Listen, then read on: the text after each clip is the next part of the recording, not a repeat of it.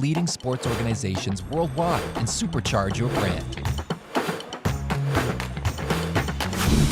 WSC Sports. It's automagical. Wow, Soccerex, 25th anniversary. My goodness, that is incredible. Where has that gone? And what a fantastic company it is to be involved in. Being ambassador for all those years, meeting some great people, big companies, big businesses, and my goodness, people from all walks of life, UEFA, FIFA. It is quite astonishing, and it has been such a wonderful company to be involved in. Soccerex, it has been special.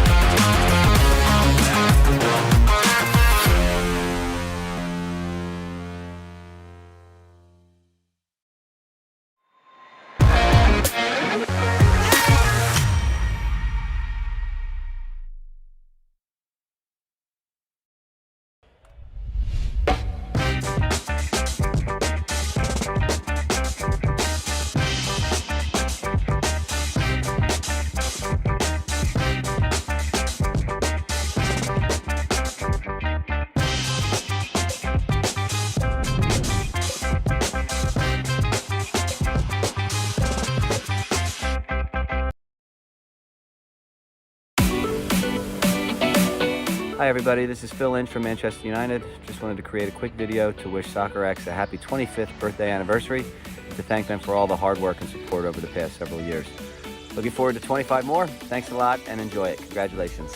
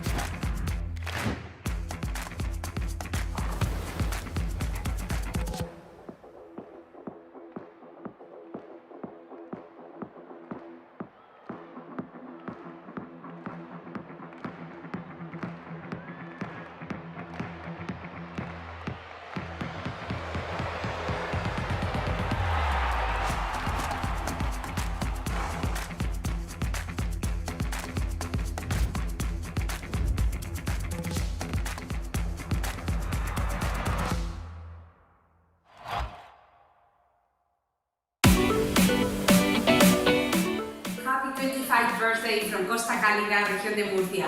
¡Mua!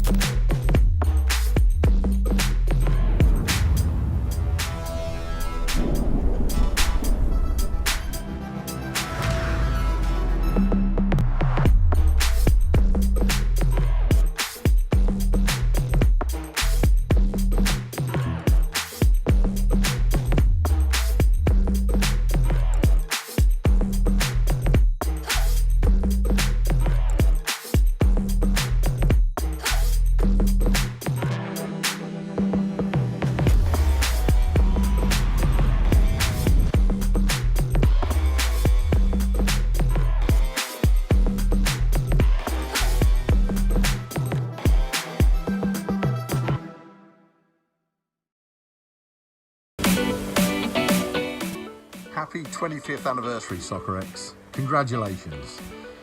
I was at your very first event back in '96, and I'm still going to them. I think it was the first event where Duncan wrote me in to build your very first website. And here we are now, my new business, providing you with football data. It's been a pleasure working with you over these years. You are the pinnacle in the world of football conferences and conventions. And listen, all the very, very best for the next 25 years as well. Cheers.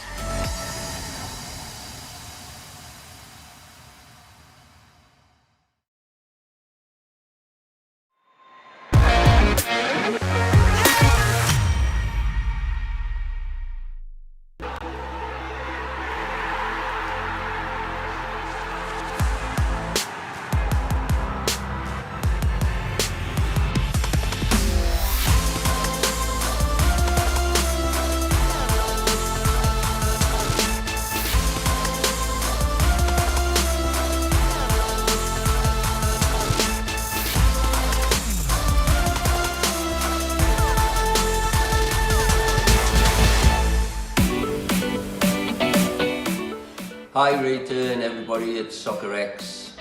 Congratulations on your 25th anniversary. What a great idea it was years ago when Duncan came up with this exhibition. It was brilliant to support it. What a great man, what a fantastic character. Love and kisses to everybody.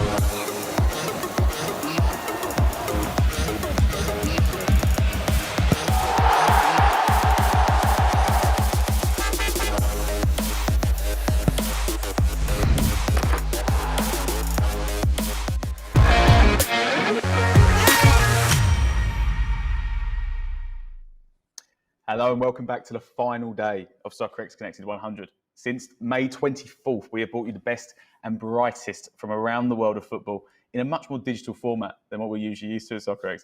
But just like the transfer window today, we slam shut Soccerex Connected 100 and on our 100th day, bring you two fantastic sessions from our friends at WSC Sports and Pixelot with key case studies from the heaviest of the Spanish heavyweights, Barcelona and Real Madrid. And we also look ahead to our bread and butter, physical in-person events that we are all desperate for post-pandemic. And what better place to do it?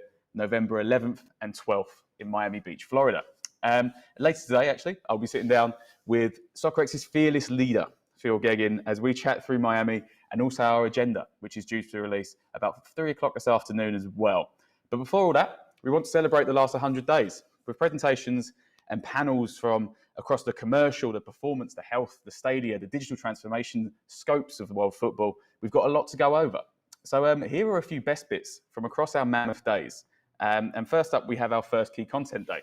At the end of May, it was called Sponsorship Post-COVID, a full day around the financial landscape of football post-pandemic and its recovery period. First up, the very dapper and well-dressed Michael Yormark, President and CEO of Rock Nation Sports, speaking on football's branding opportunity potentials from when football doesn't have to be the main subject. And when you think about brand alignment, you know, the brands that are aligning with the Marcus Rashfords of the world today, they're interested in the football side, but much more interested in the purpose. Who is Marcus as a man? What are his values? What does he stand for? And how can he leverage that in conjunction with the brand to go deep and wide and help that brand perhaps create a different type of image or perception. So I do think that it's quite new, especially here in Europe.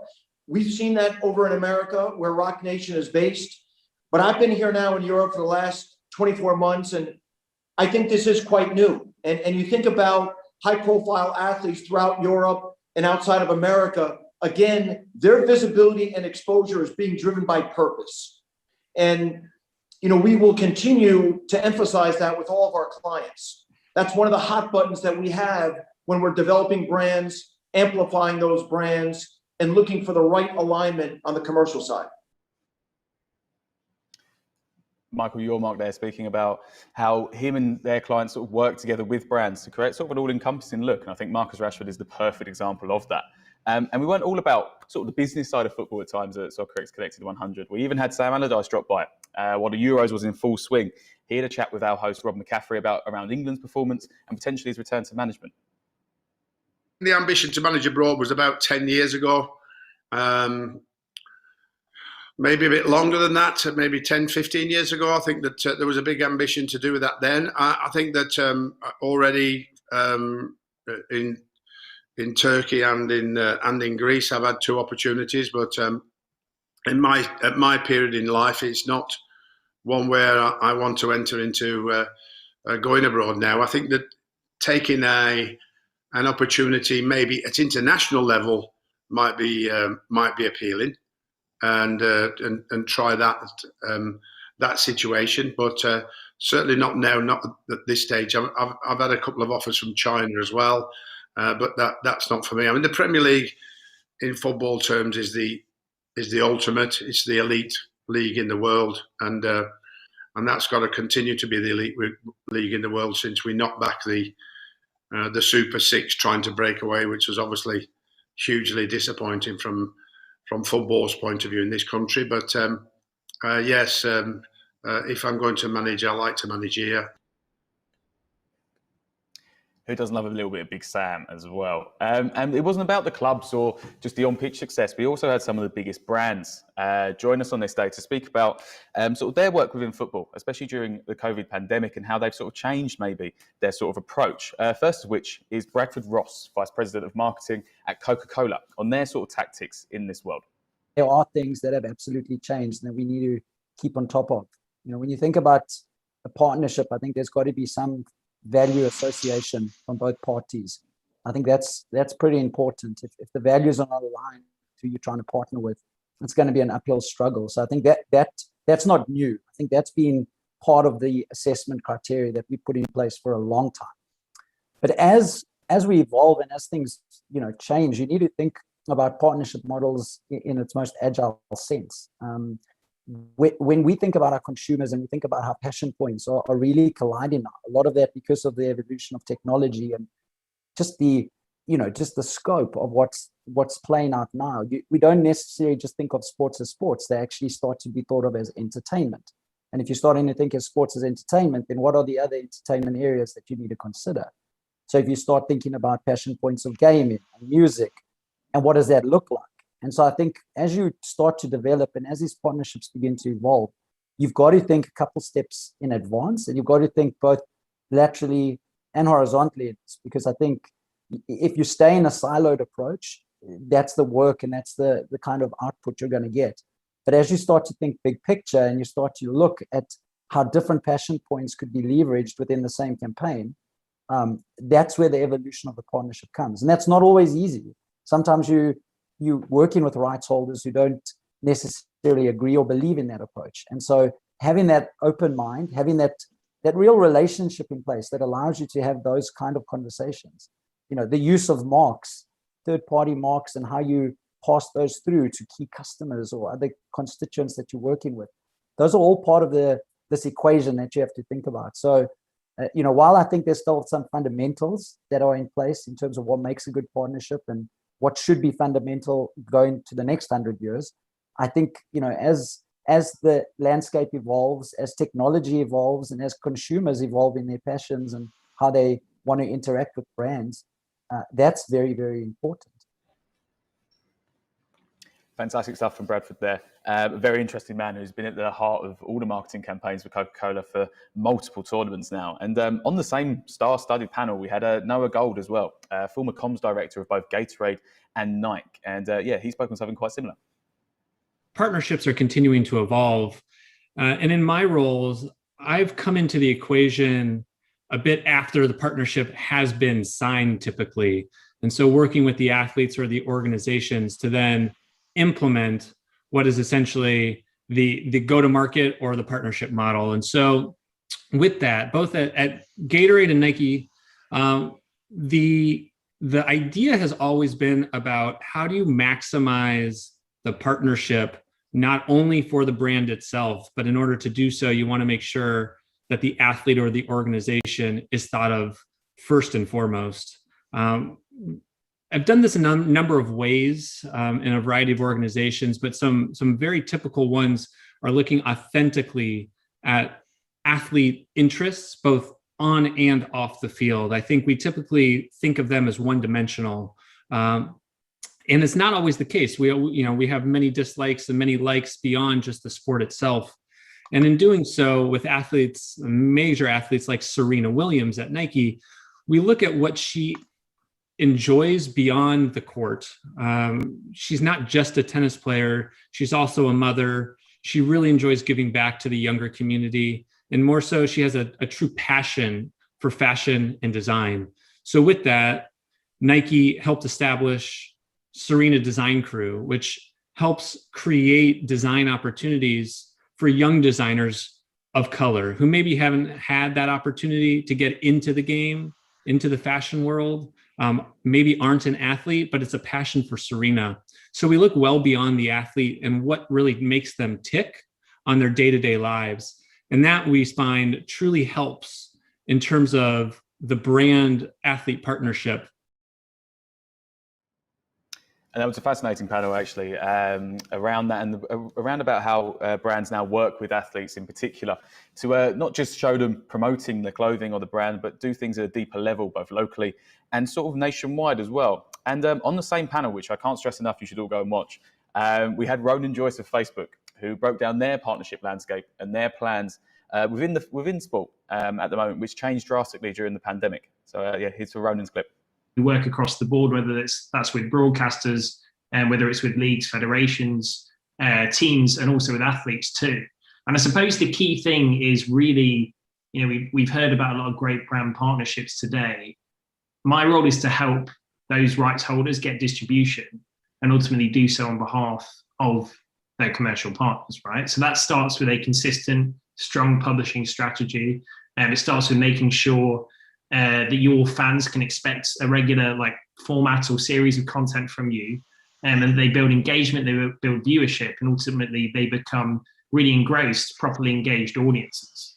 And when you do that, when you can achieve that, then when you go and you launch a partnership, whether it's Raheem, as we said before, talking about his foundation, or whether, good example this week is the England football team kicking off their Lions Den show, where they kind of go behind the scenes with the players in camp each week in partnership with EE. The idea is that when you publish that content, it has a greater chance of reaching bigger audiences. And once that's done, you can go even further, right? You can cluster audiences, you can retarget, you can start to deliver some of the commercial objectives that you and the commercial partner as a rights holder wants to achieve. But really the gateway starts with distribution. And that's all about, it's been touched upon already, really good, consistent and authentic content. Ronan Joyce there of Facebook. And that sort of caps off our highlights for the first day, which was one of my personal favourites of the entire show. Like I said, I recommend everyone go and rewatch on demand the fantastic sessions that we have. And we quickly move on to our second day, which is also fantastic. It was all about health and performance analytics. And in one of the most important and most sort of newsworthy discussions that we had at the time was around concussion protocols. Alexander Belfield of FIFPro had this to say. So you have to protect them from themselves, right? And in these situations, and the athlete in these circumstances is certainly not the right person to make these decisions. And athletes accept that when you talk to them up front and when they probably educated about the procedures and why that is the case. But nevertheless, in the heated situation, you need to protect them from themselves. And then just to go back to what George said briefly, I think that especially this Euro and the incidents which happened show that obviously player health is the one responsibility we all have as an industry every day in every match. And the product, and I think also George is right with what he said there, if we don't find the right way of treating and protecting players, this is not putting just the health of people at risk, but it undermines the integrity of the game and therefore the product. And that's why we all have a duty to that. But look, moving forward, I just hope that again, that I think especially in these flagship events, we can set the right signs. And the Euro has been not very positive so far. And we need to look at, as I said, the next season, not just domestically, but also internationally, and find the right solutions for that. And on the very same panel, we had Luke Griggs of head injury charity Headway, who spoke on that at the time. Very prevalent and newsworthy story around the Euros and the head injuries that we saw to Christian Pavard and Baumgartner as well. And yeah, he spoke on the issue at hand with concussions in football currently. I think what's most disappointing in these situations with Pavard and with Baumgartner is the response of UEFA. All we've seen is simple one-line statements saying that they've accepted the views of the team doctors and saying that no concussion was suspected, and it must be suspected rather than confirmed.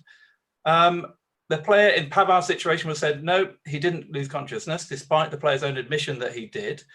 And this kind of lack of scrutiny, this lack of transparency to see what actually did happen and why these players are allowed to continue and play in the following games, when technically if they are concussed or suspicion of concussion, they should have been sitting out and having their graduated return to play. So it's incredibly frustrating. We don't feel that football is the highest level, is taking this issue seriously. And again, it's setting a terrible example for others to follow. A great conversation there about athlete safety in the sort of modern age and how we can better protect from head injuries. And then we moved on the same day to one of my favourite sort of topics around scouting and recruitment. And in terms of the transfer deadline day today, quite apt. We had head of video analysis at the Philadelphia Union, Jay Cooney, spoke about science behind scouting in the modern age. So we have a very bespoke scouting process, much like everybody else does, right? So we have a very player-specific, data-driven profile, and we maintain those databases on a weekly basis. So we have roughly about 80 players we look at per positional, and as need is based, then we sort of drill into that.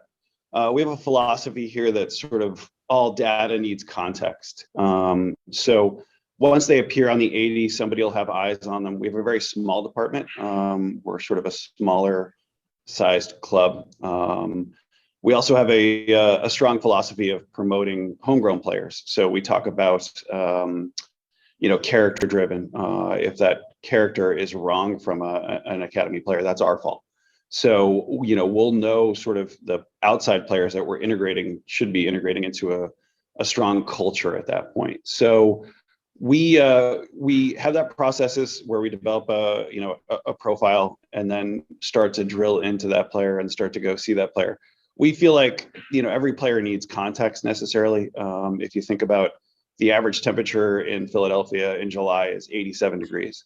So if you're going purely based on, data collected during a July period, that's why the MLS player is always going to get ignored by Europe, which would make sense. If I watched a player without context in a 90-degree day, it's going to be difficult.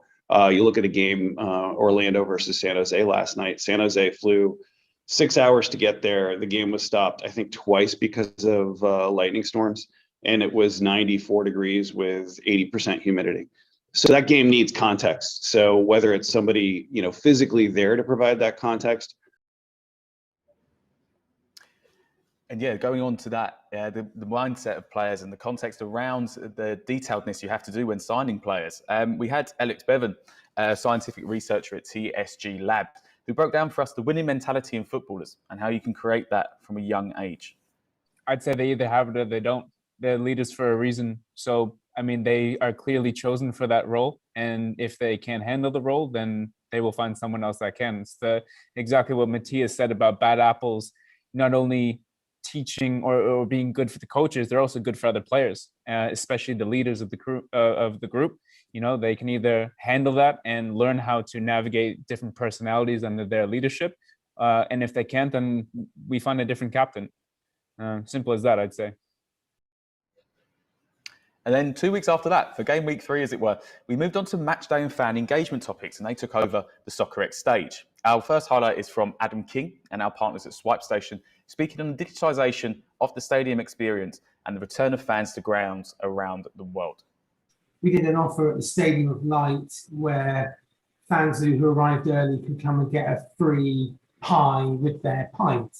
And what we're trying to do there is not only increase the sales on the day, but it's actually trying to adjust fan behaviour. And I think, as we all know, that can be a really difficult thing in football, where fans have been, doing the same thing year in, year out. And actually, I'm excited personally about the future. I think we as consumers have had to change our behaviour in so many ways in the last 16 months.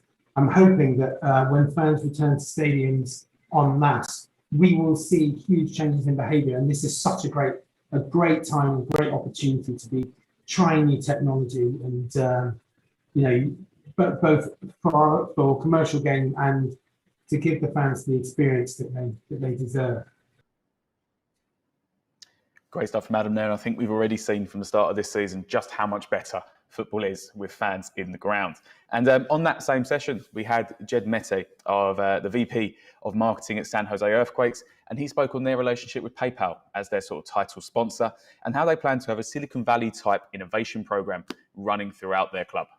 What we're maximizing being in Silicon Valley are the vast number of companies that can add technology solutions to the stadium. So we signed PayPal as our stadium naming rights partner, but for them, it wasn't really about the branding on the stadium as much as it was about integrating the technology into the stadium. So we spent the last 3 months, getting PayPal stuff up and running. We're going to have PayPal fast lanes at all of our food concession stands, so fans can order there and pick up quickly. They'll get some brand out of that, but that will allow us to push fans through more quickly through concessions, also through merchandise. We'll have those set up. Additionally, we have Intermedia as our jersey partner. They're helping us on the business side and some fan communications between our fans and players. And now we've created an opportunity, what we're calling a Silicon Valley Alliance, to partner with local technology companies to integrate new technologies into the stadium. So we're hoping to upgrade different areas, whether it's Wi-Fi or fan experience, fan engagement opportunities around the stadium through these partnerships. And I think that's going to be great because we're not only getting our ability to engage with our fans, but we're also getting the ability of these companies to do so. So for PayPal, we'll have offers through the PayPal app to our fans that might be, $5 off concessions for fans that arrive early, or a $10 offer on a certain day that might incent. And we can, again, with all the data that we have, we can segment those offers specifically to people that we think might be more interested in utilizing them. So we're kind of getting the power that we have to utilize the data and give a better fan experience, but also having these companies help maximize that as well is great. And the Match Day and Fan Engagement Day wasn't all about the nitty-gritty tech. We also spoke about the huge infrastructure projects that are going on in football at the moment. The USL's Chief Real Estate Officer here, Justin Papadakis, speaks about USL's huge plans and their $1 billion worth of stadium infrastructure projects coming up. Over the next 5 years, we're going to build 25 to 30 new stadiums. And so at the league level, what we're really focused on is helping our clubs think about the green side of building. And so from a common element perspective, one thing we really want to make sure our clubs do is think about the location of the stadium. And so the construction materials, as was mentioned earlier, are a huge part of of the carbon footprint of our stadiums, but we think we can also help reduce the overall carbon footprint by locating our stadiums in downtown urban areas that have access to public transportation, Uber, Lyft, bicycles, scooters, so that we can, on a week in and week out basis, reduce our carbon footprint for all of our fans and people attending our stadiums. And next up, we had a company that everyone's become aware of in the last months, and especially after the Messi transfer to PSG. Socios. Alexander Dreyfus here spoke on the future of fan engagement and the influence that clubs can give to fans through tokenization. You need to see that indeed they do not own a share of a company, and they will never. Actually, I'm very much against that. But they do own a share of influence. And that's the way we try to market it. This is something that you didn't have before. And does it worth $2, $10, $50? Doesn't matter. It do worth something for me as a fan to suddenly be listened and have access to that share of influence. Now, can you translate this growth in terms of user acquisition into revenue? Yes. Can you map it and say, oh, that's going to be 10 times bigger in the next 5 years? We have no idea. Why? Because the reality is today, and I will be very honest, even from PSG or Atletico and all our partners, the level of recognition of fans towards what we do, it's still very low. And that's great, because it means that our potential in the next few years is massive. And our job is all about education, education, education. But in 2-3 years, when this business will have been hopefully rightfully promoted and educated, then it will really translate in significant revenue. Alexander Dreyfus there, of our partners from Socios. And in a similar vein, we had Chris Schlosser, VP of Media at the MLS. He speaks here on the potential of NFTs for their league and looks forward to implementing them. We started like many others and just looking at all of the current landscape and what's out there. And there are many different opportunities in and around NFTs for a league or a rights holder to engage and participate, whether that's digital collectibles, whether that's digital highlights, other potential mementos or products down the line. There may not be one size that fits all. And I think more and more the leagues and the rights holders will have several different categories of NFTs out in the marketplace. We wanted to start really, in a unique way and do something a little different from an MLS perspective. And so as you mentioned, we went out and we partnered with a number of street artists and hosted a live art battle where ahead of a key weekend of matches, they created a bunch of bespoke NFT art live in real time. And then we sold that on a platform called Bitsky via 2 different methods. And this was us just testing different ways to enter the marketplace. We had some that were one-of-one unique, you own the only piece of that art. And we auctioned those off over a short period of time. And then we also had what are called open editions, where you set the time frame, let's say 2 hours, 24 hours, whatever the time frame may be, and you let as many fans as want purchase during that time frame. You don't cap the number of editions that are out there. So we did both over the course of a weekend, and it was interesting to see our fans really engage with both. And about a month ago now, we had our penultimate content day around a very important topic of finance and club operations, sort of post-pandemic, and how clubs have recovered. First off was Nick Kelly, president of new club Charlotte FC, and how starting his new venture commercially was quite a struggle in the toughest of times. So asking them to sponsor the club, asking them to invest in premium hospitality and suites is challenging when they're not even in the office. But we've been fairly successful, given that there's been a lot of vaccinations across North America.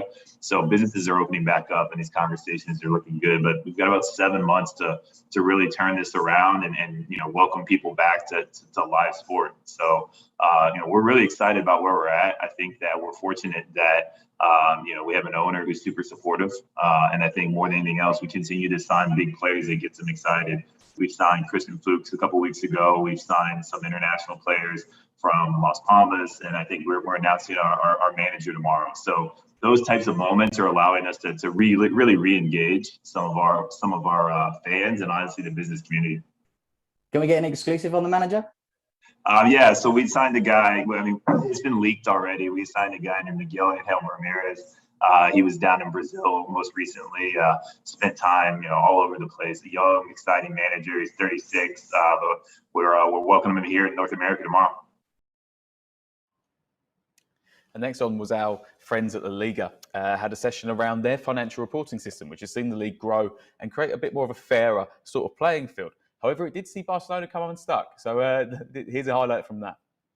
We have seen how the financial, the banks and the funds are supporting the clubs of La Liga. So at the end, we have seen that La Liga has, during the season 90-20, we have been the only league in Europe that has had a positive result. If we add all the result of the club among the 5 big leagues in Europe, we have seen very important losses in every league, but La Liga has had a positive net result in the season 90-20, and we are also confident that in the season 2021 we are going to be also the league that are going to have the less impact, or we are going to have the less losses between the 5 big leagues. And switching gears slightly, with our partners at Teamworks, Mitch Heath sat down with Venetia owner Duncan Nidrora, I believe I pronounced that right, to discuss the internal communications at clubs from Duncan's wonderful home, probably the best backdrop we had throughout the 100 days. It's direction over details, right? We're all going to make mistakes in the details. You can't possibly get every detail right. As long as you set the course right, if you trip over a few things that you didn't see and you course correct, you're all good in the end, right? It's just you can't get too down. Like, you can't let the perfect be the enemy of the good, right? But most importantly, you can't be afraid to try new things. And look, were there a lot of naysayers? Sure. As our team talked about, it was a rallying cry when we got picked to finish 18th out of 20 in Serie B last year. Not only were the players not offended, they wore that on their shoulder in the right way, saying, what do they know? And I said to the boys, I said, they don't know you, we know you. They're self-proclaimed experts. Let them pick you to finish 18th. Like, let's just go prove them wrong. So now we're all asking to be picked to finish 20th in Serie A this year. That's our goal. We want to be picked to finish last. I told the players, don't worry, I'm pretty sure we will be. And then we got nothing but upside, Mitch, at that point, right? We don't play favourites at Soccerex, but I have to say, the Venetia team, probably one of my favourite stories and best kit in the world at the moment, I'd say. Next up, we were joined by another favourite of mine, from a manager from my childhood as well. Mick McCarthy joined our host Rob to discuss the upcoming season. But I think when Pep Guardiola came into Manchester and turned, he's changed the landscape. He's changed the way football's played, definitely, and the way teams try and play football. I know he was doing it at Barcelona, and everywhere else he's been. But the fact that it's in England, we're watching Premier League all the time. It has changed the way people play. Fantastic stuff from Mick there. And next up, Pedro Trengraus breaks down the investment opportunity that now exists in Brazil and whether it's the next sort of hotbed that we'll see.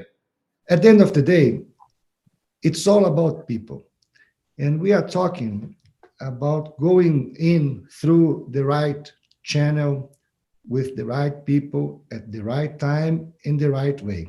When we look around this panel, for instance, first, the channel. Soccerex. It's the most important event for business in sports, in particular football. So when Soccerex dedicate a panel to the Brazilian hotbed, showing these opportunities, wow, you might take it seriously. Then you have KPMG. KPMG is one of the big four. The annual income, over $30 billion around the world. So it's big people talking about big businesses in a serious way. Then you have Duda Magalhães. It's a group that the income is over 1.5 billion per year. So we're not talking about someone who's not used to do big business, and I mean, you have a balance sheet to back your words. So when we have our office, I mean, more than 20 years working in this field. So it's like going along with the right people at your side.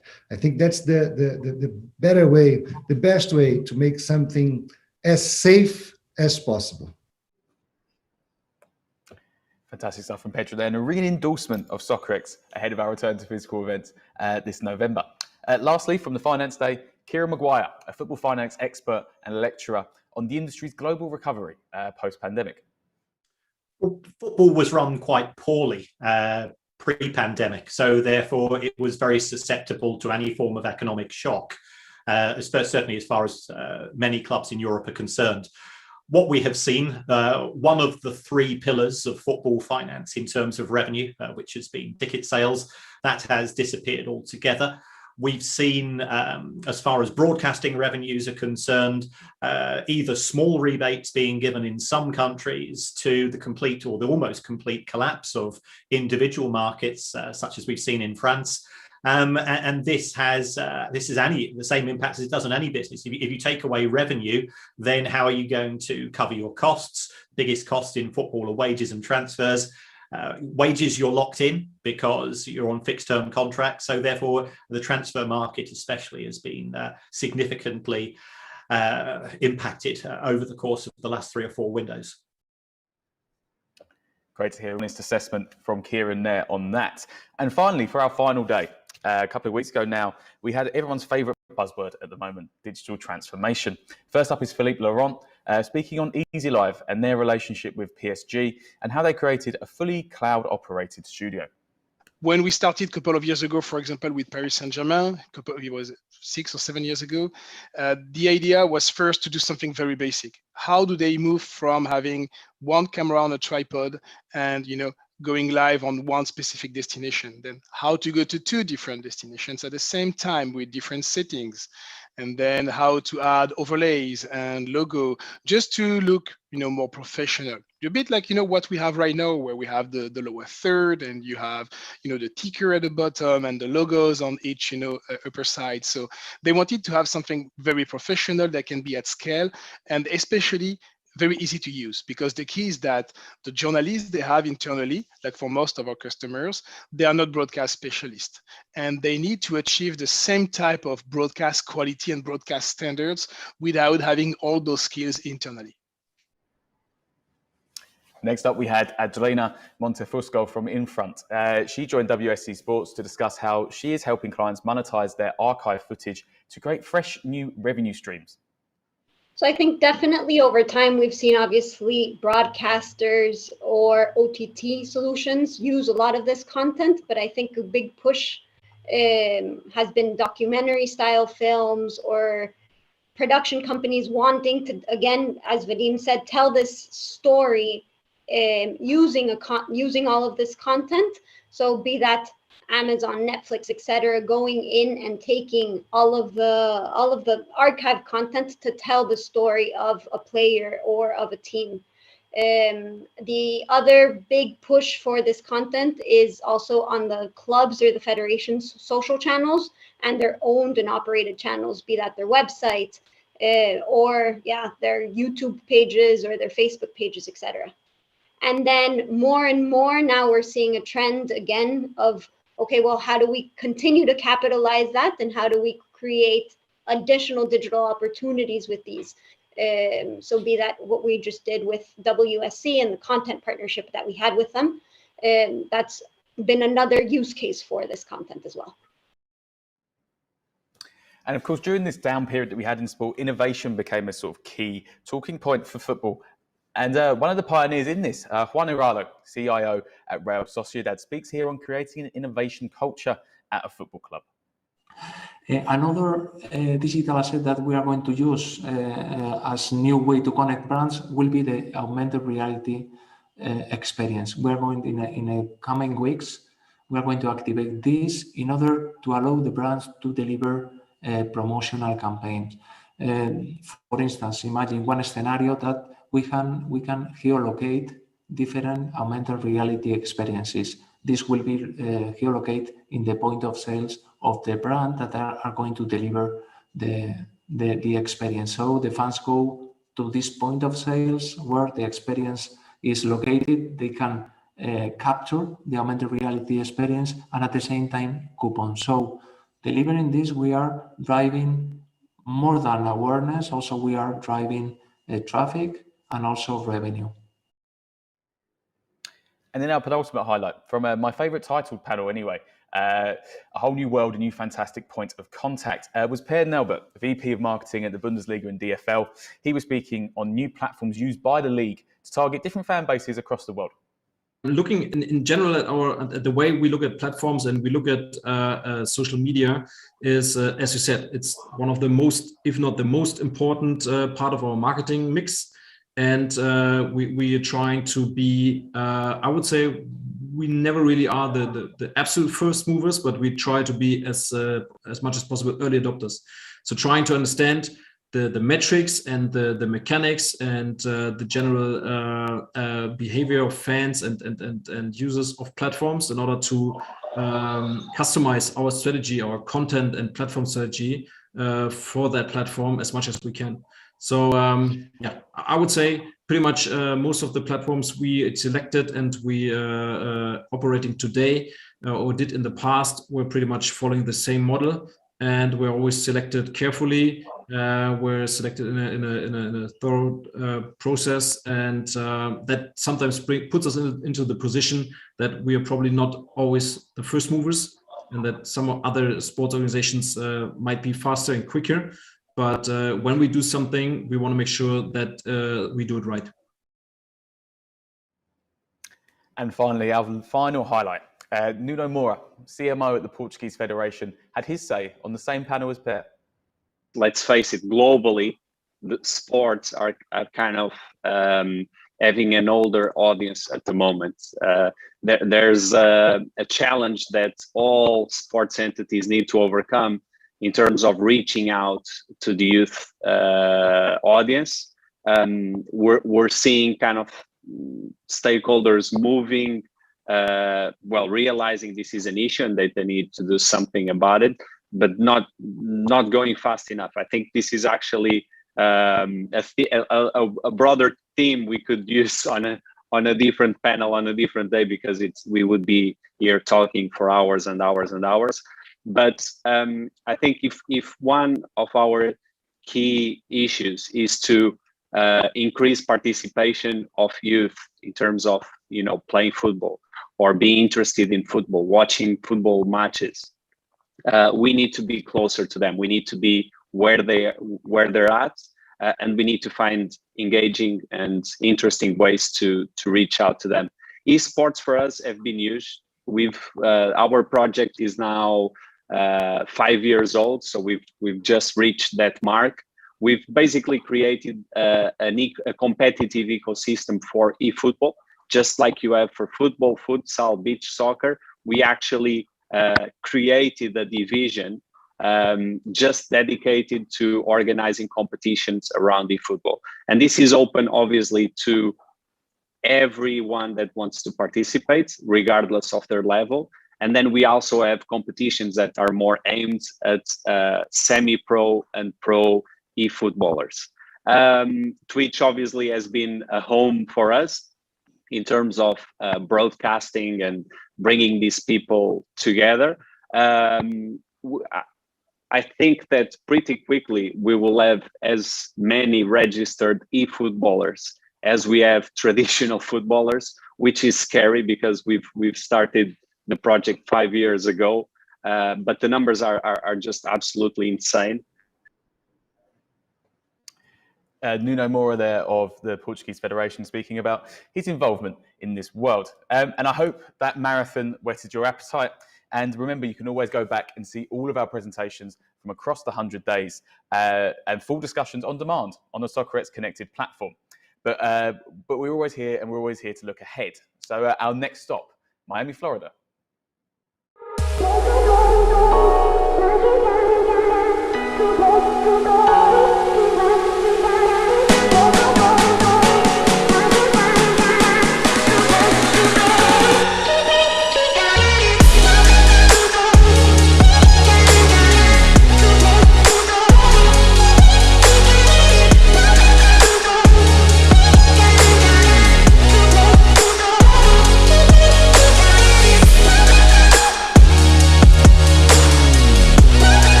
Well, digital events are fun, and being able to do it from the office and from your living room is always great. I think we're all very excited to get back to our bread and butter in Miami this November. So let me catch my breath, and we'll be back in a couple of minutes with our friends at WSC Sports and Real Madrid as they're one of the last two panels today to take us home and close out Soccerex Connected. We'll see you in a bit.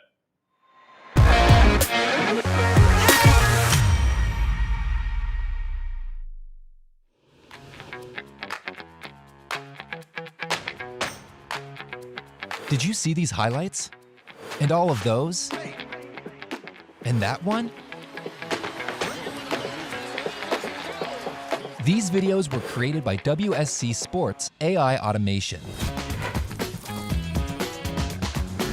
WSC Sports Automated Video Solutions lets you create any kind of sports content automatically and in real time to scale and innovate video delivery with infinite options. Join the leading sports organizations worldwide and supercharge your brand. WSC Sports. It's automagical. Wow, Soccerex, 25th anniversary.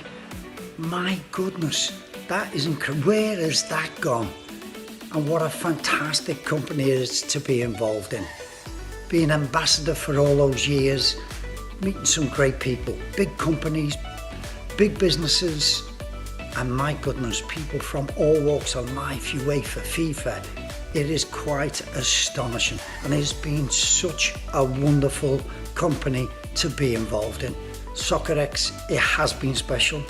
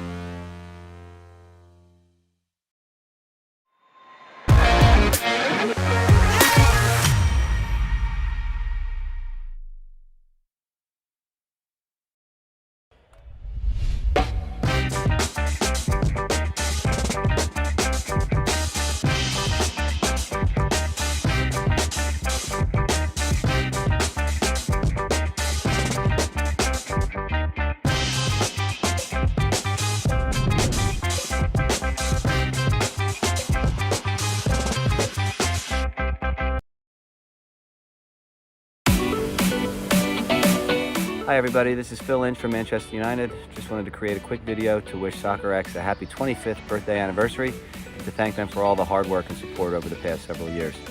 Looking forward to 25 more. Thanks a lot and enjoy it. Congratulations.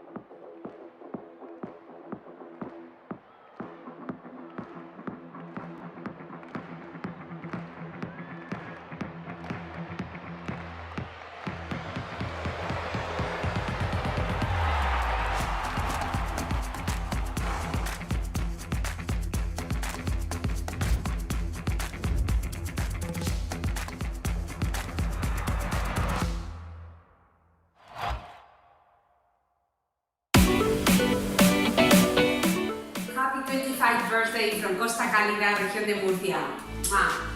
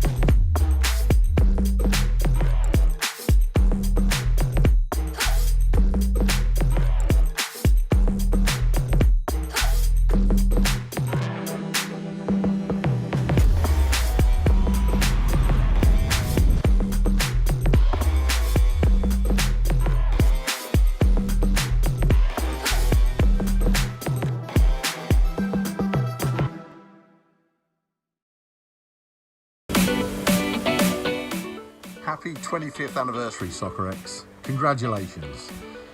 I was at your very first event back in '96, and I'm still going to them. I think it was the first event where Duncan wrote me in to build your very first website. And here we are now, my new business, providing you with football data. It's been a pleasure working with you over these years. You are the pinnacle in the world of football conferences and conventions. And listen, all the very, very best for the next 25 years as well. Cheers.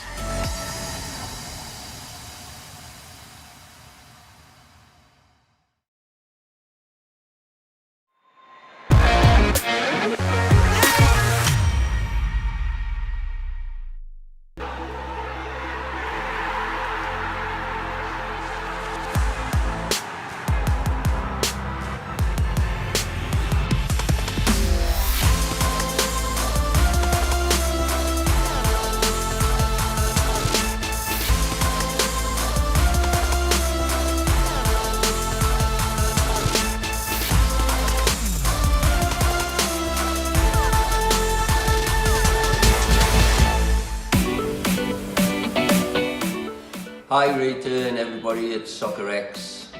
Congratulations on your 25th anniversary. What a great idea it was years ago when Duncan came up with this exhibition.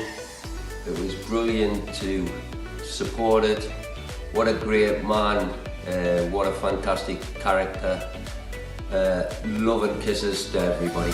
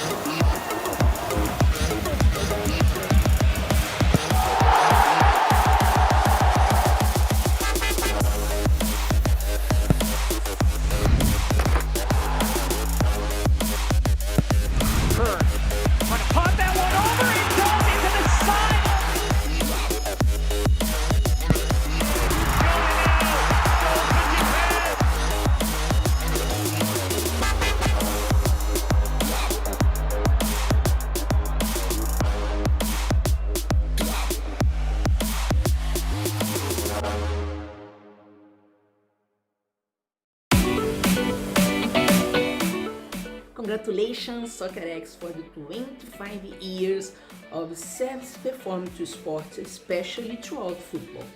My relationship with Soccerex transcends its wonderful events. I feel part of this family. Long live Soccerex. I love you all.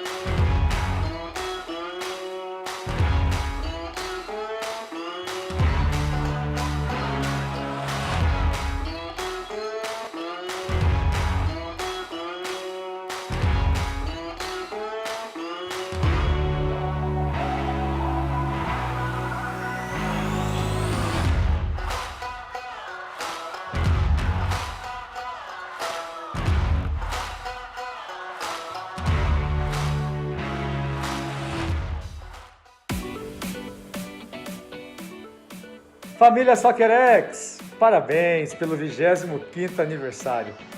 Do fundo do meu coração, que vocês sejam sempre muito felizes, fazendo os eventos ao redor do mundo. Soccerex, que é o maior evento esportivo do planeta.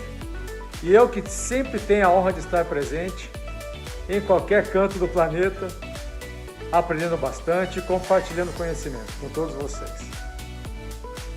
Parabéns, felicidades e contem sempre comigo.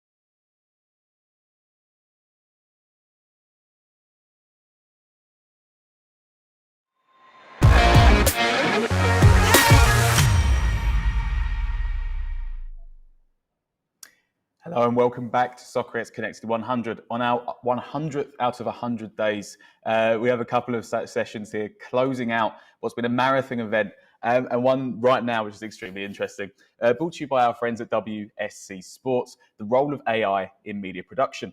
Taking us through it, Itai Epstein, Head of Business Development at WSC Sports, and Michael Sutherland, Chief Transformation Officer at Real Madrid. Gentlemen, over to you. Thanks so much. Hi, Michael. How are you? Great, great. Thanks for the opportunity to be here at this Soccerex event. Yeah, thanks for joining me for this session. So yes, we're going to talk about the role of AI in media production. Thanks, everybody, whoever joined us. Hope you're going to enjoy this session.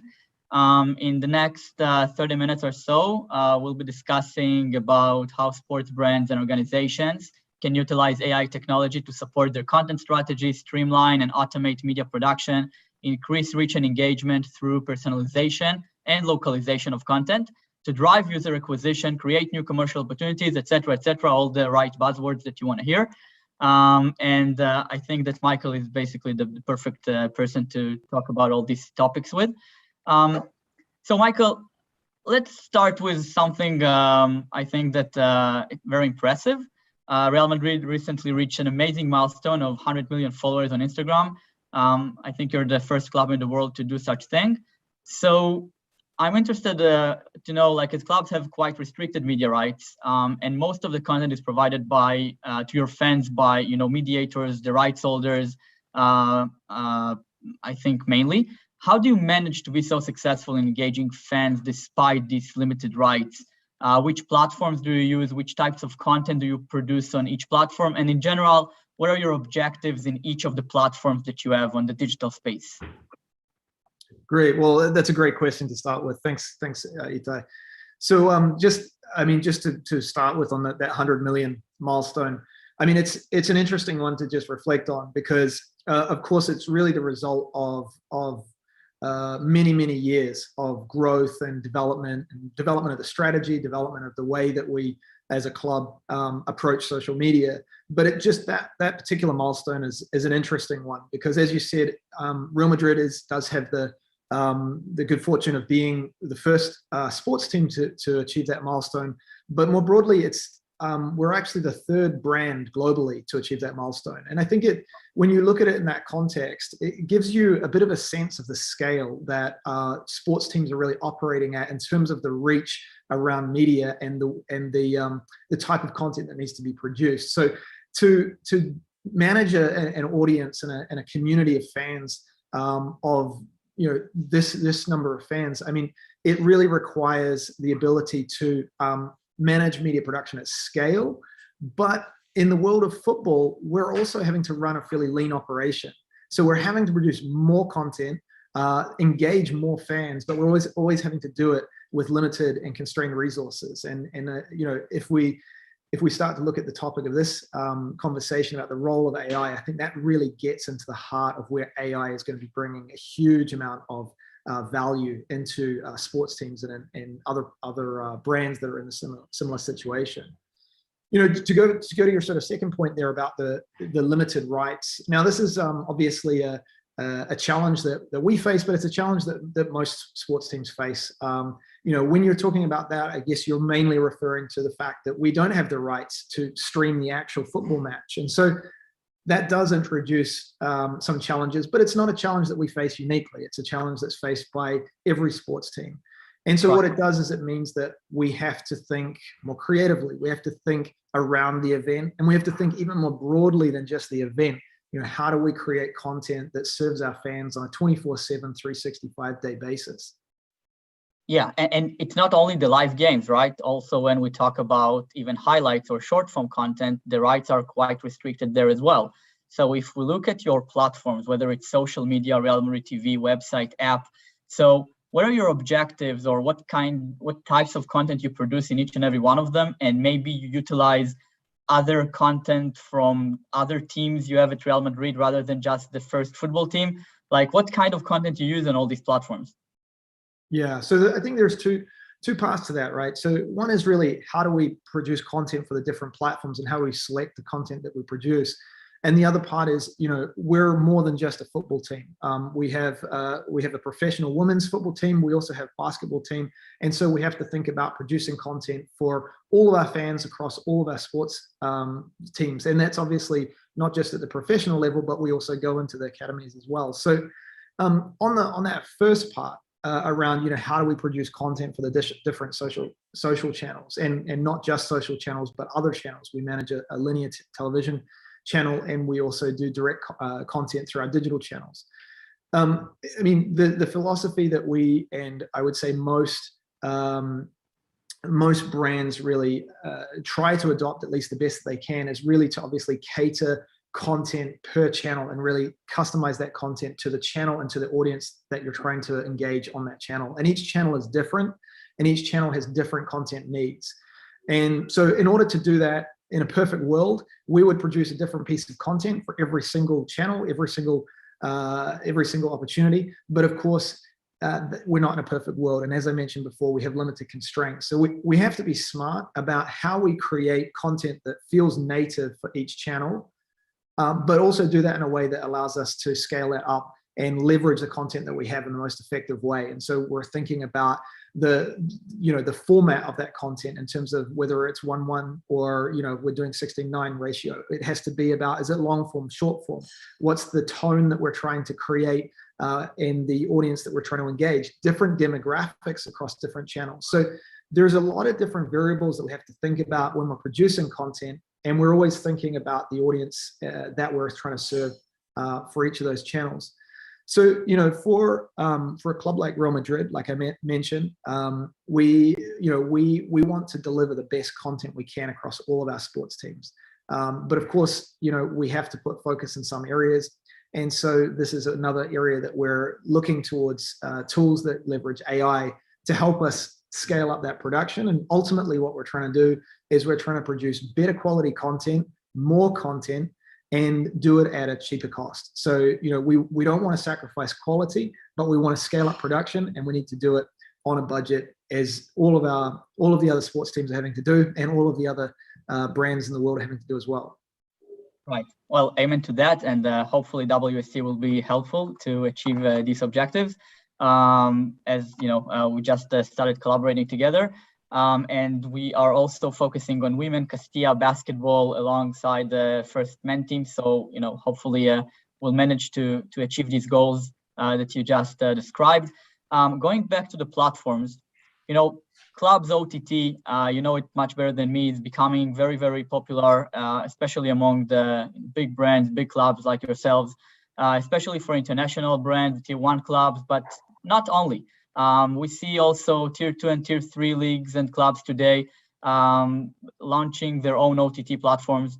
What's your general vision for your Real Madrid TV? I mean, it's not, maybe if we look like a few years back, it's not natural for a football club to have their own linear channel or 24/7 OTT channel. What's your general vision for this, and how could AI help you promote this vision and your OTT in general? Yeah. Well, I think the first thing is to sort of look at why an OTT, because there's sort of an assumption there that it is important. So why is an OTT important for a club? And I think this goes to a broader shift that's happening in the market, which is things like the disappearance of third-party cookies. Where more and more you're seeing brands, not just within the sports sector, but more broadly, companies, brands everywhere, in a race to be able to have that direct relationship with their customer. And part of that is because, of course, we always want to deliver the best experience that we can to our fans and companies to their customers, but also because that first-party customer data is becoming more and more and more valuable to the organization. And I'm not talking about valuable in the sense that we're going to sell our fan data. I'm not talking about selling data. What I'm talking about is that data allows us to deliver the experience that we want to deliver and that we are going to need to deliver. And without that OTT platform, which is directly serving our audience, for example, with social media, we don't get that data. And so although social media will continue to be incredibly important, gives us an extensive reach, it gives us the ability to connect with hundreds of millions of fans, what it doesn't really let us do is have that direct relationship with the fan, and it doesn't allow us to be able to collect that data that allows us to deliver the type of experience that we really want to be able to deliver in the future. So OTT is becoming really important strategically from a data and digital strategy standpoint. But on top of that, it lets us deliver a different type of experience than we can deliver through social media. So it delivers a more personalized experience. We can customize not just the content that we're delivering, but we can customize it and personalize it on a per fan basis, leveraging AI in a myriad of different ways. But on top of that, we can even have a more interactive experience where that experience is actually being determined by the behavior and by the actions that the fans are taking as they engage with our platform. So, I don't think of an OTT as a passive platform. I think of it really as a way that we can create an interactive experience for our fans. And I mean, you're seeing that, those sorts of themes are emerging already through social platforms. But now we have the ability, the technologies, the tools to be able to deliver that directly to our fans. And it's becoming and will become a more and more important part of the way that we engage fans moving forward. And you're going to see that broadly across the industry. Right. And that's fascinating, but also sounds like a very big challenge. I mean, if you take a club that's supposed to be focused on, playing football, suddenly you're becoming a media company, right? You need to produce content. You need to have a lot of content. You need to have not only the people, also all the hardware and everything. What's your plans towards it? Are you planning to also become more and more kind of production oriented, or are you planning to engage and partner with companies that are already doing production, like different broadcasters around the world? Yeah, well, I think it's important to remember. I mean, like you say, we're a football club, and we don't forget that at the heart of what we do is football, is basketball as well.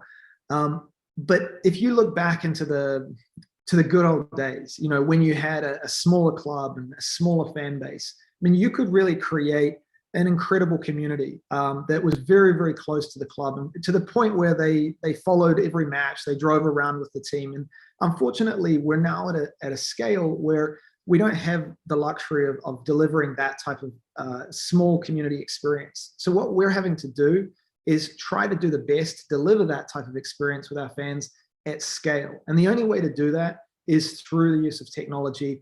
And as you say, we have to start thinking of ourselves as more of a media and entertainment company in order to deliver that personalized experience. And so as we think about ourselves in that light, and that's not to say that we become a media and entertainment company, we will still be a football club, right, but we have to look at ourselves with that lens in order to understand how we deliver those experiences. And so when we look at other media and entertainment companies, we can look at where the benchmarks are, where the leaders in that industry are going, and we have to be able to be a leader in that industry as well. And so that's why we need to be looking at really delivering the cutting edge experience by leveraging new technologies and platforms that are coming along to deliver that. Right. And when we talk about fan experience, let's talk a little bit about the balance between, the natural existential need to monetize content, and to earn money, versus the need to build your brand, be popular, which is much more, I assume it's easier to do that when you offer things, services, content for free.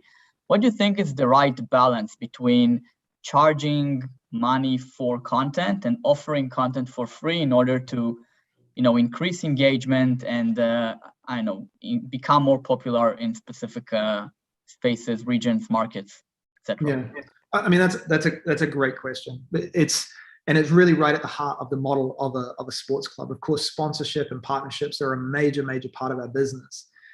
And I think it is easy to get locked into that trade-off, is that it's sort of a zero-sum game. Do we go for commercialization or do we go for great content? And I don't really see it in that way. I really look at it more as an ecosystem, and there's value to be created throughout that ecosystem. So, in the sense that, do our fans want to be blasted with advertisements through our social channels? No, and that's why we don't do that. So if you look at our social channels, we do produce commercial content, we do produce co-branded content, but we don't. We specifically focus on maintaining engagement, and so we want to always make sure that we're delivering a great experience. Now, where I say that this is an ecosystem, and I don't think it's a trade-off, is if you look at it purely as commercial content versus non-commercial content, you're sort of missing the opportunity there, which is about creating great content that serves the interest of our fans and our partners. And that's really where the industry is moving to. And that has the added benefit of delivering 100% great content, but also allowing us to utilize more of that digital inventory for so-called commercial content. So the shift that's happening right now is moving from here's a commercial piece to here's a great piece of content, here's a great storyline, here's a great series that we can create. And we think that this is a perfect series to bring some of our partners in, and we can bring them in different ways. They could be a title sponsor, they could be an embedded sponsor, they could be really part of the narrative of that content. And if we're doing that in a way that, first of all, creates great storytelling, great content, great engagement, then everyone is winning, and there isn't that trade-off between commercial versus engagement. Right. And so I think most of the examples that you gave are around sponsoring content. Are there any models that you're applying that are more based on putting content behind a paywall? Is it something that you believe in? Well, yeah, that's a good question in the sense that are we going to put content behind a paywall? Now, paywalls to me sound very negative. Right? Who wants to be behind a wall or facing a wall? So when we think about paywalls, what I'm really thinking about is, can we create a great product that people want to pay for? So that's the way that we would approach it. So in the sense of, are we going to have a subscription for an OTT? Well, the question would be, can we deliver enough value that we feel that fans feel it's worth paying for that content? And by paying for that content, they're getting more than they would have otherwise. And is there a fair exchange of value happening there? And so in that sense, I think that we've seen different models be tried in the industry, where a pure subscription model for OTT, and it's had various levels of success, I think. The reality is you need to provide a lot of value to your fans these days. And so we're looking often at more holistic models, but we're also looking at many different types of models. So it could be that it's a subscription, or it could be that it's a microtransaction or pay-per-view. There's many different models, and the best way is to really experiment with them. But at the same time, it's always about, do we have the right exchange of value for our fans that they feel that they're getting their money's worth? Because in a subscription, it's very easy to try and get someone to sign up to that first year or that first month, but that renewal in that second month, that second year is where you really need to be focusing your attention. Because if you can't get that renewal, it's not really going to become a sustainable business. And it really ultimately means that you're not delivering enough value to justify that. And, and the reality is that football clubs, because we have these passionate fan bases, we have a responsibility as well, because in the nature of being a fan, there is a desire to want to support your club. And we have to be careful, because we can put out products that people will pay for just to support the club. But I think it's important for us that we provide products that are valuable to our fans and that we're really delivering value. So that's the approach that we typically take in terms of how do we want to create a payment model around it, create a business model around it. And often we're looking at how do we bring more value across our entire ecosystem, as opposed to looking at individual silos of the business. Right. No, I totally relate. Let's talk a little bit more about personalizing content. So, I think that according to all recent consumption trends and different research of sports media, it seems like short form content is becoming more and more important, popular, and relevant. And the need for content personalization and localization across different markets, especially for an international brand like yourselves, in order to engage better with fans. So this need is increasing over years, especially among younger generations, right? Can you relate to this trend in general, or maybe you see things differently? And what do you do at Real Madrid to address these trends, to give fans more personalized, localized content, more short form content? And I know maybe we can talk also more specifically about engaging younger generations. Absolutely. I mean, I think what it comes down to is the sort of frequency of engagement. And of course, what we're living in is a very noisy, very busy world. And although we have an incredible fan base that supports the club on a daily basis, the reality is that they live busy lives as well. And they have plenty of other things that occupy their attention. So, every brand is fighting for relevancy. And of course, you need to be able to deliver valuable content if that's the way that you're looking to engage fans. So of course, in that world, short form content is becoming more and more prevalent, more and more valuable. But we always balance that with longer form content, because certain platforms like YouTube, for example, typically are going to work better with longer form content. Of course, you've got platforms like TikTok, which are predominantly only very, very short form content. You know, as we go more and more into delivering content directly through our owned and operated channels, there is always that balance. And often the balance comes in, you know, short form is something that is really built around engagement and frequency of engagement. And that longer form content can often be the more premium, you know, more with more investment going into that content. But ultimately, that's where we need to start, you know, being very smart about how we go about producing that content. Because the more content we have to produce, obviously, the more people we would naturally need, the more budget we're going to need. And this is really where the role of AI comes in. So, you know, we're really looking, I mean, AI generally is something that we are broadly looking at applying across the business. AI is, you mentioned at the beginning about buzzwords, but AI is still, I think, has a little bit of a stigma to being associated with being a buzzword, but it's really beyond that now. AI is something that is here.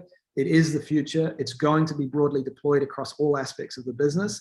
And so as we look to how we establish our continued sort of leadership going forward, we're looking at how we're applying AI in every aspect of the business. And in the case of media production, what it allows us to do is it allows us to replace a lot of the manual work. So, which in some cases could actually be a job. And this is where, you know, you often get these conversations about AI is going to take away jobs.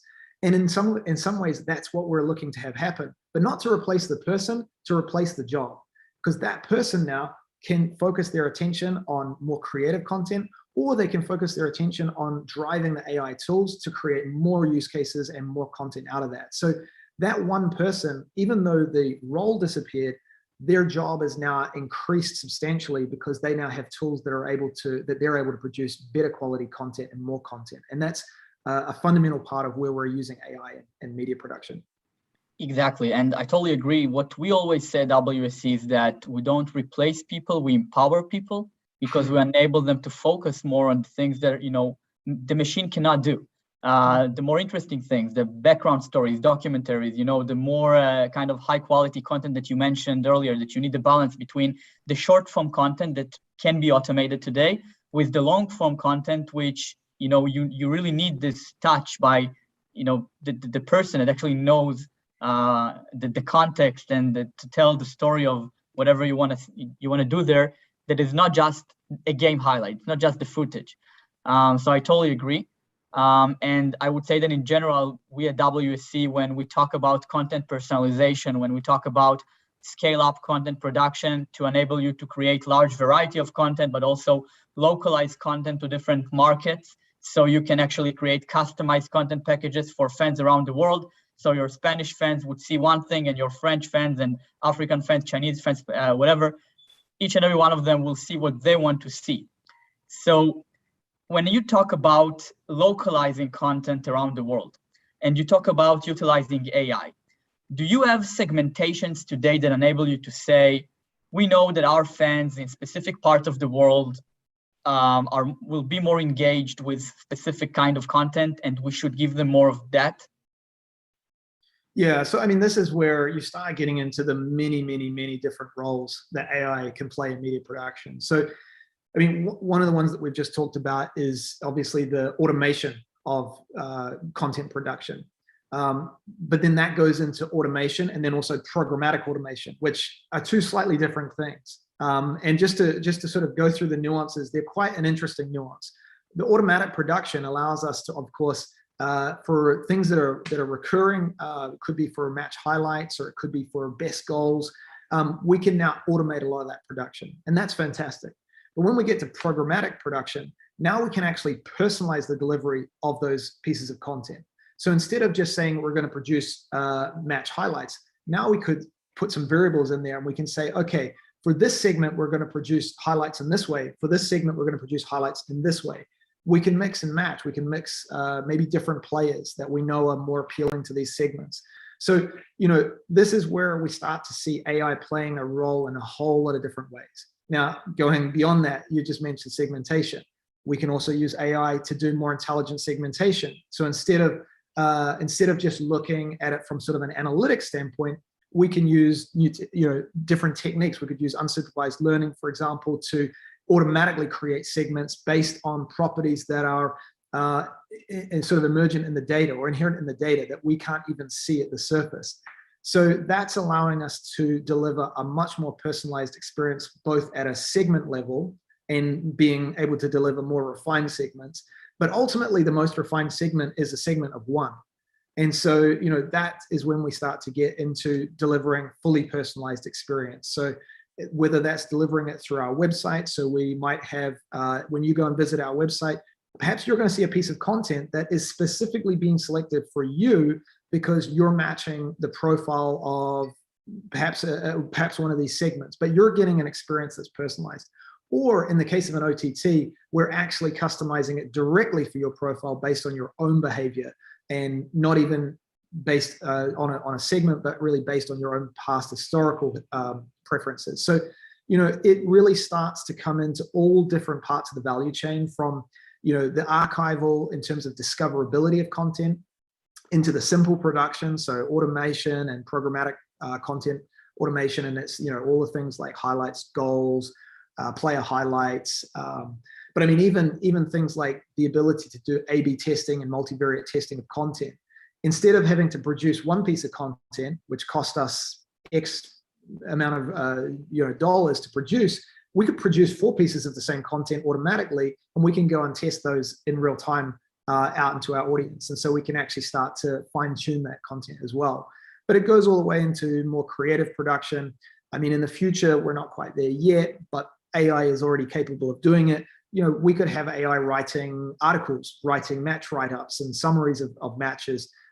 We can have them doing match predictions, or even automatically generating infographics, all the way through to demand forecasting, for resources. Like, are we expecting to have a higher demand on this content based on historical analysis?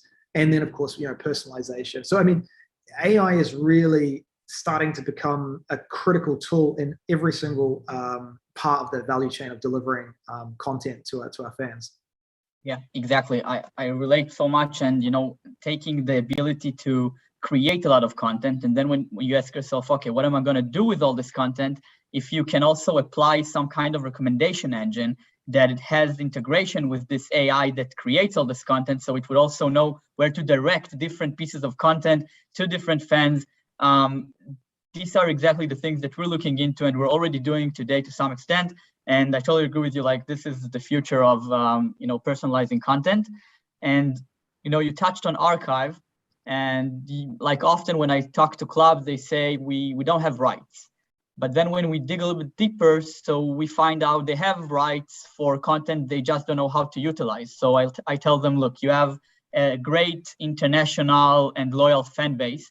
You have this amazing brand, you have your own and operated platforms, and you also have a lot of content that you're just not using. It's archive content. Mm-hmm. And, according to PwC, for example, from last year's survey, they said the top sports properties utilize less than 5% of their archive content. Eventually, what we did at WSC, we enabled rights holders, especially clubs with a lot of archive that they don't use, to index and analyze all their archive repository automatically, and just provide them with very efficient tools to get much more value out of their archive content, whether it's just for content production or also to monetize it and increase fan engagement through it. What are your plans with regards to archive content? And maybe afterwards we can actually show the people what we're doing today around archive. Sure. I mean, archive is like, it's sort of a treasure chest, right? Because I mean, it really represents everything that's happened until now. So, I mean, the richness of the stories that are embedded in that archive content is incredible. And the biggest problem really, and I mean, we've had tools to be able to tag and categorize our archive content for some time. That's not necessarily new, but the new aspect of it is a much more, how would you say? I mean, it's a more intelligent way of understanding that content. With the newer approaches, with you're leveraging deep learning, like you're doing with WSC, you're really getting a lot of that that nuance out of the content. So, you know, we've had AI tools for some time that can do basic object recognition, but it's not really that interesting to us to know that there's a football in the video. What we really want to know is we want to know which player is in that, and that's a difficult topic in its own right, because you've got, you know, you can't do it necessarily based on facial recognition because they may have their back to it. You can't do it on the number of the shirt because there's different periods in history that have, you know, different players wearing the same number. So there's so much contextual information, and being able to extract all the meaning out of that archive and being able to access it very quickly is opening up a whole new world of opportunities for generating really engaging content. And you can kind of think of it a bit like a time machine in a sense, because when we look at our entire fan base spans multiple generations. We've got super young fans that are just now discovering Real Madrid, maybe through their family or maybe through content that we're producing. And then you've got, you know, older generations of fans that have been following the club for perhaps 90 years.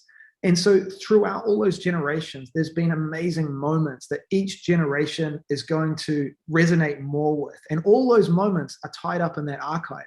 So being able to bring all of that archive back to life in a way that's very efficient and leveraging all the nuance and all the context that surrounds all the metadata that's inside the archive is really, really critical, and will be an enormous asset for value for creating content moving forward.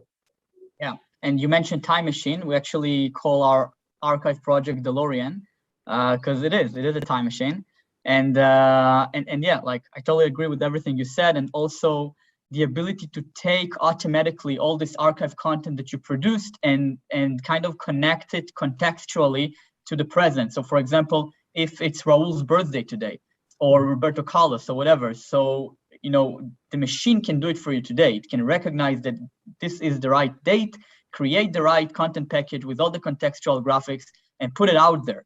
So eventually it's not just about creating content and distributing it randomly, but it also connecting it contextually to, you know, to the dates or to the teams you're playing against, or, you know, whatever. Yeah, and maybe we can even show a very quick demo. Guys, can you play the video that we sent you? Yeah, so what you see here, guys, is one of our systems that basically enables you to create content instantly based on the action team, a game, or a player. In this case, we're creating a Benzema highlight.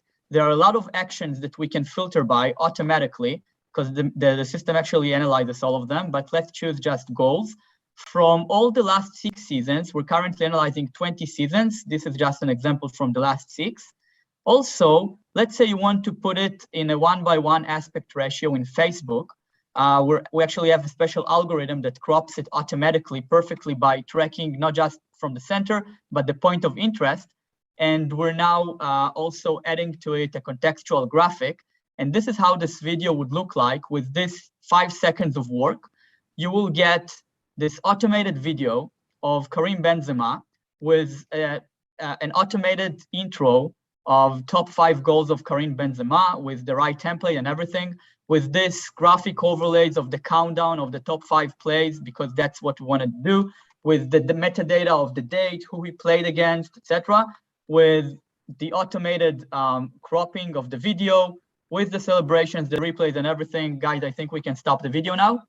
But basically, that was one of the main things that we wanted to do together, the ability to just analyze all your content that just laying there and being able to produce this kind of videos with a click of a button, you know, just like that, best goals of Karim Benzema from the last 6 seasons. And as you said, not just recognizing that was a goal, that was the ball, but also who's the player, how fascinating it was. We're giving this automated rating to each play, enabling you to also kind of filter what's more relevant, what's more or less important. And I mean, there's so much to come, and I hope that in the very near future, we'll be able to show very cool things together around archive. Yeah, that was a great demo. Thanks for that, Itai. I mean, it's I think that we're going to continue to see more and more development in that area as the AI continues to advance. I mean, with the amount of content and the amount of data that we've got available to work with, I really can only see the AI algorithms improving.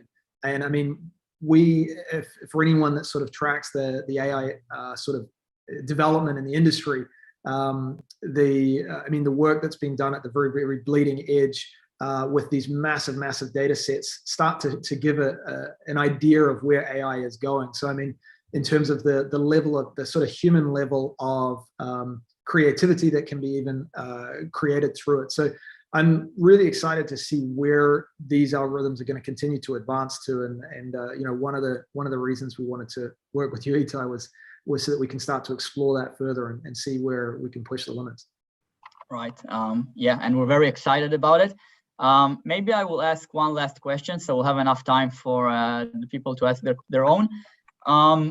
Something that I was interested personally, we talked about what kind of content is more engaging. We talked about building a very strong brand around content. I think one of the fascinating phenomena that we see around the world, maybe especially in the US, but also in Europe to some extent, the player versus the team. So it seems like sometimes the individual player's brand is even more stronger and more popular than, you know, the team themselves. Like, what do you think about this trend? Do you think it conflicts with the club's interest and KPIs and objectives to build their brand, or the clubs can leverage these popular, you know, superstars?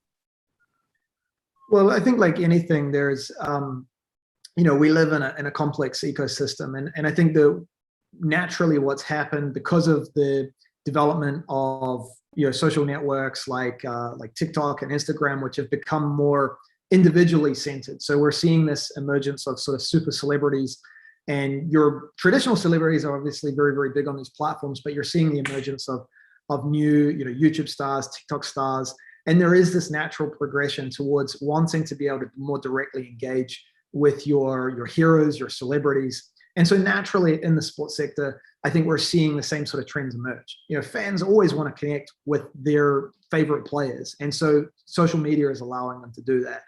And so we're certainly not going to try and fight against massive trends. And if anything, what it does is as the players are growing their profiles, it's obviously also bringing a lot of interest to the club.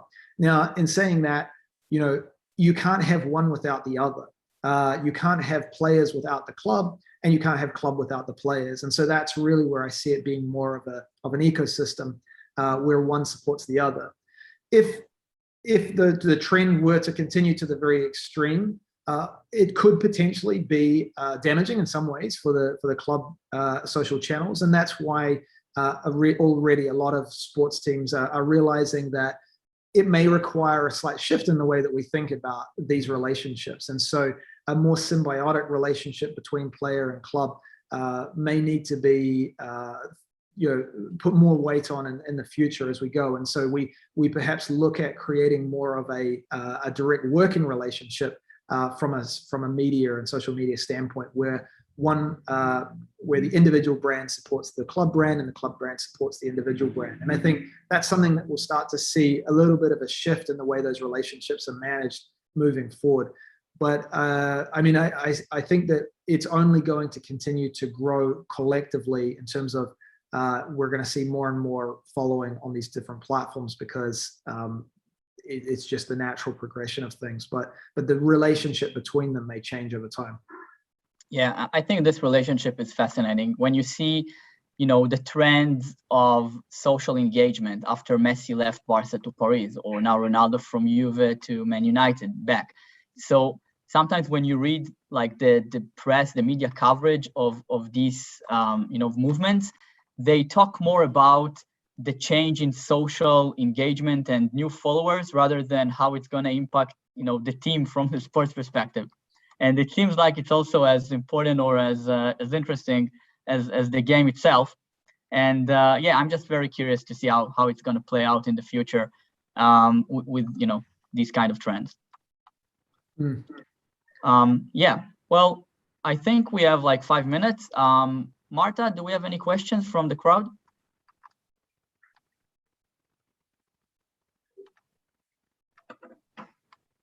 Okay, so actually she sent me a question here. One of the questions is Real Madrid planning to do anything in the NFT or crypto space, and how AI companies like WSC or any other company can support this effort, if at all? That's a great question. No, the NFT space and the token space is obviously a massive growing opportunity. NFTs absolutely going to be fundamental to fan engagement, and I think I'm going to give my honest answer, which is that I don't think anyone exactly knows what it's going to look like in the future. But what I would say is it's going to be important. We live in a progressively more and more of a digital world, more and more of an online world.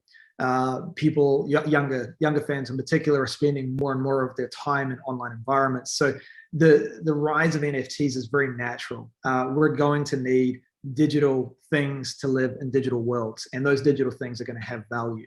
So NFTs is an incredible opportunity, and it's going to be very, very important to the sports sector. We absolutely have plans around it. Unfortunately, I can't really talk specifically about what those plans are at the moment. Not sure what it was. Yeah. Okay, go ahead, Michael. Sorry. I can't talk specifically about those plans, but yes, I mean, NFTs are, we see it as a critical part of our fan engagement and our digital strategy moving forward. Okay, yeah, interesting. I know we texted a little bit about it a few months ago.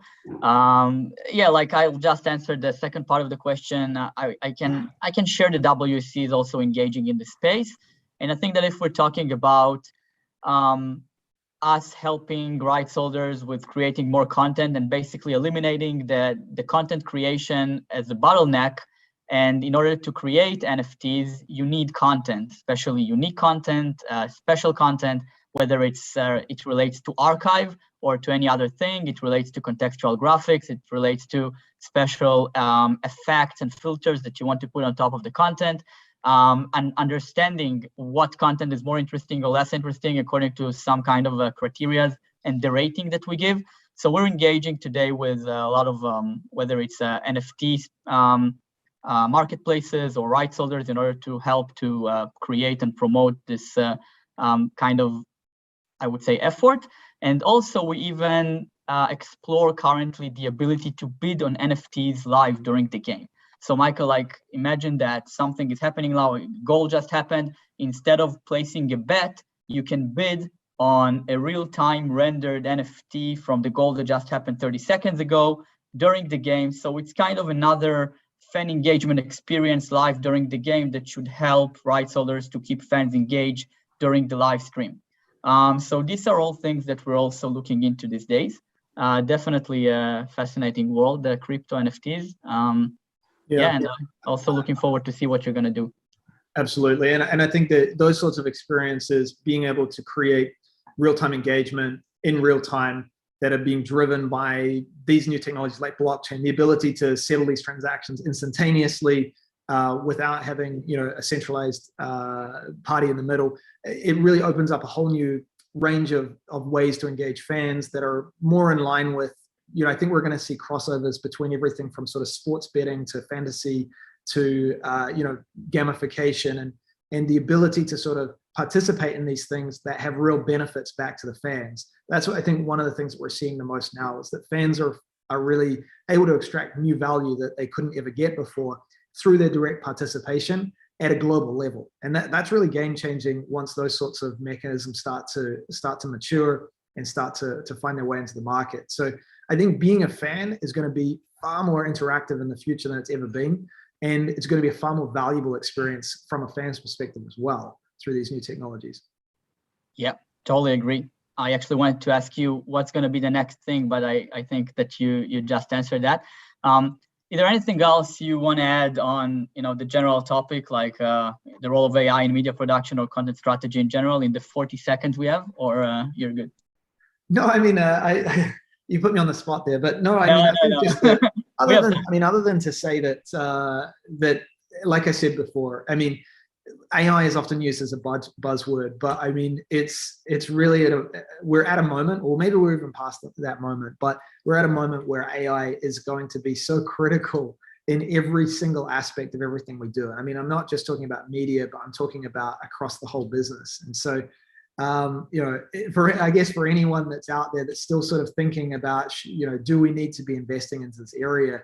I mean, I think the answer is wholeheartedly yes. I mean, it's something that you need to be doing now to be competitive in the future. So, so I don't know. I think that might be it for time. But for my part, thank you very much for the conversation. It's been very enjoyable.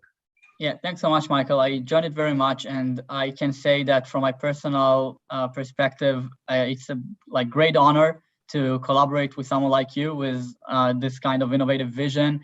And I think that people like you will lead the industry, and it's a great privilege to be a part of it. So thank you. And yeah, talk soon. Thanks everybody for joining us. Thank you, Ita.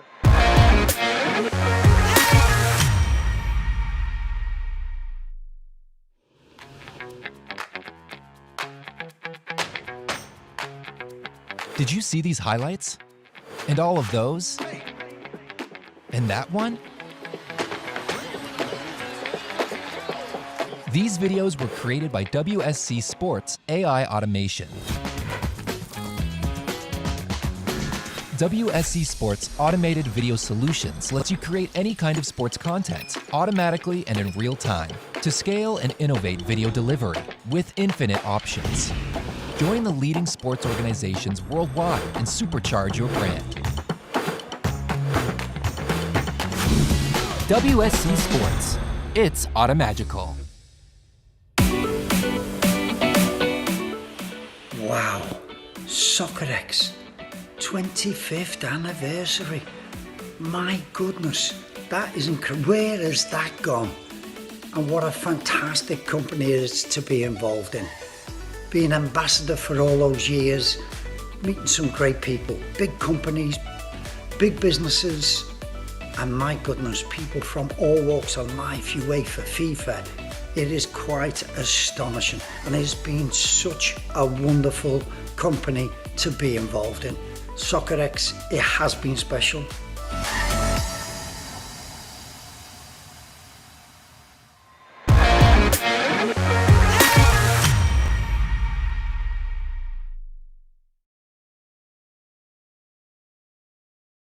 Have something a little bit different. A man that's been desperate to get into the chair and on camera for the entirety of Soccerex 100. And on its 100th day, the last day, he's finally got his seat. So yeah, we're pleased to be joined by Soccerex's managing director, our fearless leader, Phil Geggin. So Phil, let's talk first about Soccerex Connected, seeing as it's finishing today. What's been the best part about it for you? And how has the mammoth 100 days gone, in your opinion? Well, it's definitely felt like 100 days. I'll give you that. It's been a huge success. I mean, given the difficulties that an events company has faced in the last year and a half, 18 months, it was a tough transition to go to digital events so quickly, and especially compared to last year where everything was stopped, and we did our two connected events in September and February. We wanted to freshen it up based on the feedback we got from our client base, and so we went with the whole summer. And there is more certainty in the game now, but there's still a lot of things that raise questions. And I think the topics we addressed, the marketplace that we put together, it was really useful for our clients from around the world. And well, as much as anything, you are responsible for that. Well, thank you very much. But yeah, like the rest of the footballing world, really, we had to adapt during COVID, like everyone else had to. So what would you say sort of the new Soccerex looks like now in terms of our product and what we're sort of putting out? I'd say the new Soccerex, it looks a lot like the old Soccerex. It's still got Soccerex DNA. It's like networking is always going to be a key for us. And we put that at the center of our digital products, the ability to actually connect with other people, exchange ideas, and do business. So those kind of core DNA elements will always be the same. What we've added is all the new technology that we might be like a little bit tardy to adopt. We've added that into the mix so that we have a better product that can be more useful for people, more effective, and also as we keep some of those elements in our events, it will actually allow us to connect with more people. And we've seen that 100+ countries at each of the events we've put on is a kind of scale that you can only hope for at physical events. But yeah, it's been great. Fantastic. And the Do you see that sort of hybrid model now as we go back to physical events, which we're all sort of crying out for? I think the idea of being on a plane is something that I'm very excited about. Do you see that sort of hybrid model now with digital products to say our next Americas event, where we can still have European guests attend and from wider reaches of the world as well? Do you see that sort of like the future for Soccerex events? Definitely. I think like, physical events are always going to be my favourite. Maybe I'm a bit old-fashioned. But the hybrid side of things will definitely come in. So for people who are unable, whether they've got diary clashes, whether the travel's just too far, but still want to be able to pick up that kind of key information, the insights, and connect with people, we'll have to have that hybrid element. And I think that's going to be the same for the whole events industry and the wider world. Most things from now on. But that's a great thing. It means that we can make a bigger marketplace and have a more effective platform for everyone. And that, at the end of the day, is kind of what we're about, connecting as many people to the information and the peers in the industry that they need. Absolutely. And it's been quite helpful in a way because everyone's now had to get very tech savvy with all this stuff. So it's not an alien concept anymore to make someone sign on to a swap card platform. Everyone's sort of had to learn and go through it. But looking ahead to our sort of triumphant return to in-person conferences in Miami this November, 11th and 12th. Just how excited are you, but more importantly, the industry, to getting back to in-person events, something we haven't had for 18 months almost now? More. Like a kid in a candy shop, I think is probably the best description. I can't wait to go back to physical events. I know the team, yourself included, are really looking forward to actually having those face-to-face interactions with people, and the response from the industry so far has been massive. I know we've got the sales team working kind of 24/7, putting some huge shifts to kind of like deal with all that demand. So I think everyone understands the effectiveness of face-to-face, and so where it's available, especially when the destination is somewhere like Miami, and people have been kind of confined to quarters for so long, it's always going to be a winner. Absolutely. I think if everyone's as desperate to get to Miami as I am, it will be a really fun and very busy event. And I believe now we have released our first draft of the agenda for Miami as well. But beyond just the conference side of things, what can people expect for our triumphant return? What can people expect over the 2 days, the 3 days, if we include the pre-day as well? So what can people expect from the show? Well, I'm probably going to hand back to you at the end of this about the conference program, as that's your speciality.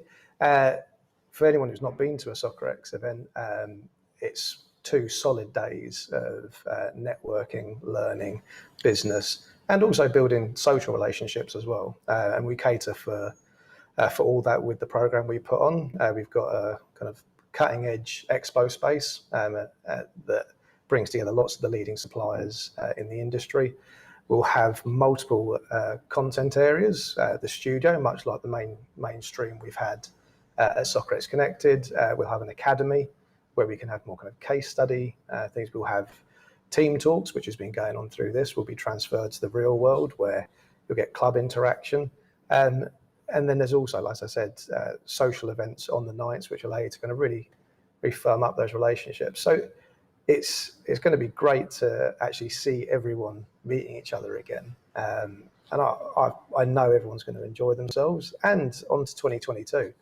I mean, the end of this year is when we come back, but from next year, we're going to have a whole raft of events that will be announced before long. So kind of book your calendars for 2022 and ending as the World Cup is actually no longer a summer World Cup, it's a winter World Cup. So yeah, we can bookend the year, but it's going to be awesome. Fantastic. And the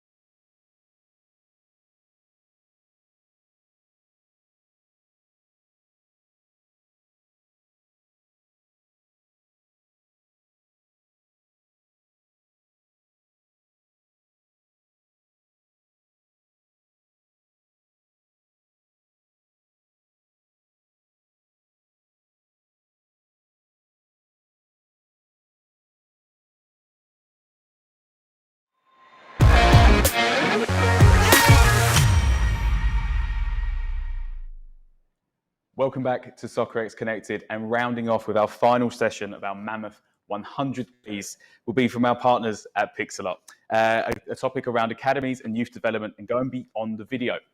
Joining us today, Gabby Barzali, Associate VP of Business Development at Pixelot, and Pau Casasa Busquets, Technical Coordinator at the Barca Academy. Over to you, gents, to take us home.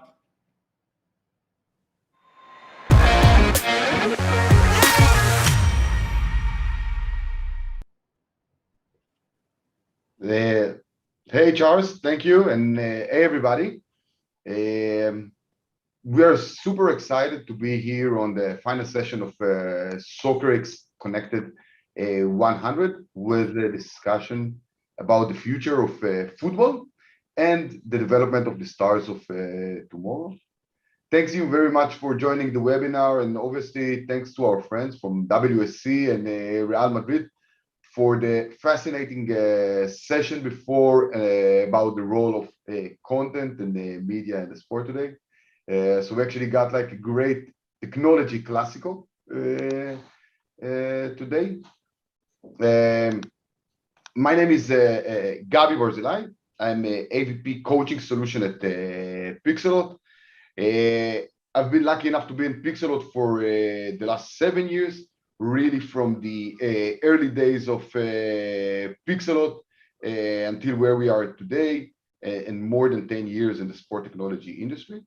Together with me, Pau Casasa from FC Barcelona will share with you his knowledge and experience on football youth development in Barcelona Academy in Spain, and obviously in all Barcelona academies all over the world, and we will have the chance to learn about the methodologies and the ways that Barcelona academies work and develop the next generation of football stars. So first I would like to start and talk maybe a little bit about Pixelot and the role of video and data into the youth development and into academies, and how youth and data, and as you know, and obviously you heard also on the previous panel, the importance of video and data in the development of youth and football players. So just a little bit about Pixelot. Okay, so we are here since 2014. And I'm in the company also since 2014, so really long time. We are about 200 employees in Pixelot, and although we are working all about video, all about football, most of our guys are computer developers, and you will see it in the next in the presentation. It's all about the development and automation. All around the world, we have about 18,000 venues or systems installed. Out of them, which we are really, really proud, are installed in FC Barcelona facilities, all the way on La Masia to Camp Nou, and a lot of them are with the FC Barcelona academies all over the world. And just to give you a sense of the amounts of events or the amounts of hours reproduced for coaching purposes and for youth, women's sport, and different types of sports.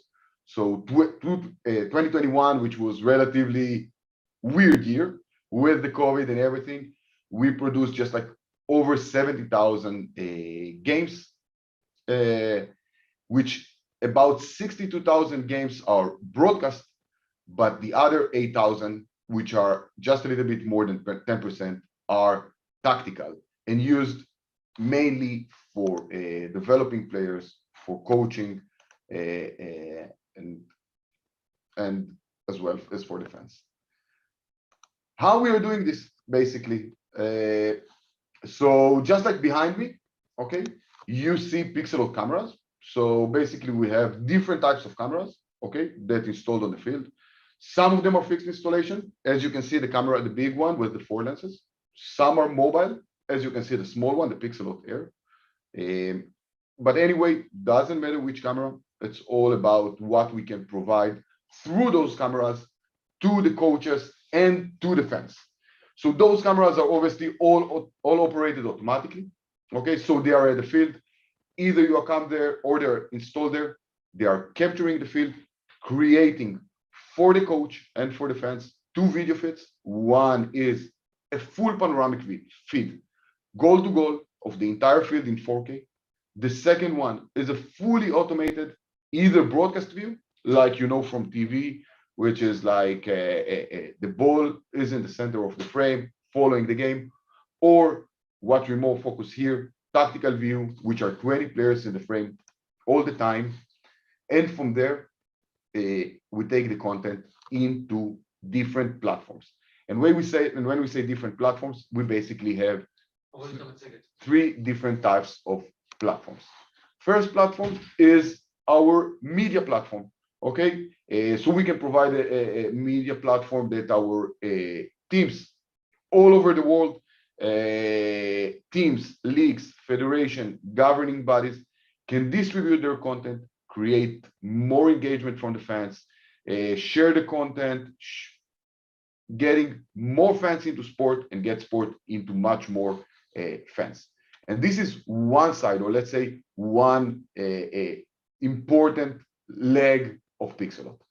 The second one, which I think will be much more the focus of this panel today, is our coaching platform.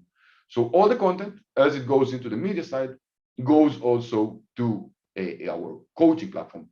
And then the real value comes when we integrated all together, video together with data, in a relatively affordable solution that can go all the way from the top elite teams of the world, like Barcelona, Real Madrid, Benfica, and many, many other different teams that we are working all over the world, into youth, grassroots teams, and all other in different sport types, not necessarily football, but also in different sport, and give all together the video, the data in one platform that can give all the tools for actually any team at any level. All this content, okay, is obviously integrated into the different platforms, so it can be integrated into your current platform, your current databases, your current different tools that you're using, because obviously all of the teams are already using those tools or the other for the video management, for the coding, for the coaching, and all our content, our video, and our data is going into our platform, but as well as fully open, going into different platform which you maybe already use or integrated with. Just like before we jump actually to Pau and to understand how actually Barcelona and Barca academies are using Pixelot. So just like to understand, we are working with Barcelona since 2017. Okay, we are installed, our systems installed in all Barcelona fields. As part of this, we joined a year and a half ago, or something like this, or about just a little bit more than a year ago, into Barcelona Innovation Hub. And regardless to the fact that we work together already on improving our coaching solution, now we are doing even more and working more on the coaching solution, improving it more, actually learning from the best, learning from Barca, how to improve our product and feed it into the needs of the teams, of the academies. And I think that the best example for this is the Pixelot Air, which was the idea that came together in order to solve the needs of Barca academies. So as we talk about the Barca academies and everything, I think that this is the time maybe to jump to Pau. And Pau, great to have you here with us. Maybe just like tell our guys a little bit about your role and the responsibility in the club and with the academies. Yes, Gabi, thank you so much for the introduction. Congratulations for your presentation. Thank you, Charles, also for introducing us. Well, my name is Pau Casasa. I'm the technical coordinator of Europe, Middle East, and Africa in the Barca Academy. It's my 8th season in the club.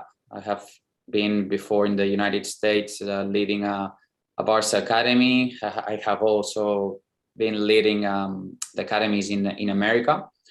And so what we do in the Barca academies is try to expand the Barca DNA, not only in Barcelona, but also all around the world. So if there are any players who trust the Barca way and who would like to develop themselves, not only as players, but also as people, we try to make sure that we are capable of exporting this amazing game idea and also our philosophy and methodology, which is what many people really appreciate around the world. Thanks so much. So maybe, Pau, you can tell us a little bit. We all really, actually, everybody familiar with the famous La Masia Academy and all the great players that came out. Maybe you can share with us a little bit, in a few words, what is the main difference between La Masia and the academies, which are spread worldwide with all over the world? Of course, everybody knows that La Masia are the youth teams of the club where the best players are selected. And hopefully they can make it to the first team, like we have seen the latest cases with Nico and Gabi. And so the Barca Academy, it has a parallel program in Barcelona as well, but also around the world, where what we try is to make sure that the experiences that all these players, the youth players of the club have, many other players around the world can have the same experience too, which means that the standards of quality that we're trying to keep are very high. And so we have to do our best in order to provide the same experience for a player who lives in Charlotte and who's playing for the Barca Academy in Charlotte than a player who is in La Masia who plays for the best team in the world at his age. Perfect. So maybe you can just like share with us a little bit how you actually supporting them and what are the tools that you are bringing them, and maybe also the importance of the video and the tools that you provide the academies all over the world. Of course. So like you said, or like I said before, we are trying to expand an idea. And so we have to make sure that what we prepare in Barcelona, what we plan is actually implemented and obviously has a result. And so for that, it is very important for us to have different tools in order to control, to monitor what is happening. And that's where the Move solution, the Air solution, gives us a huge possibility around the world, because obviously we don't have the same facilities in the different locations of our Barca academies than we do in La Masia, where we have many fields and all the static system of Pixelot in this case. And so we found this solution really good because it helped us a lot supporting the development, the youth development in this case. Like we all know in development, the main protagonist are the players, but also the coaches. There is a relation in between them both. And this relation normally happens not only in games, which is something for what we have had video solutions for a long time, but also in the practices. And that's something that we have discussed a lot together with Gabi and all the Pixelot team, that we also want solutions for practice, because we know that there is a huge relation in terms of acquiring the Barca DNA, not only in how do I play in the weekends, but also how do I practice during the week. Because like I said, what we do internationally is the same thing that we do in La Masia in terms of training during the week and competing in the weekend. Perfect. So just like, I think that you describe it perfectly. So what you actually looking for in this video, what you're looking in an athlete through the video, and I'm sure that it's not only through the video, it's like we discussed a lot before, it's not only the video, there's also the coach, the feeling, and the data, obviously. So I think it's really interesting to understand what you're looking for through those tools and capabilities in a player. Yeah, so the first thing for us to keep in mind is what is our actual mission. If we want to develop the players the best way possible, so give them the best development that we can, we have to understand that the video analysis is a solution that supports this development.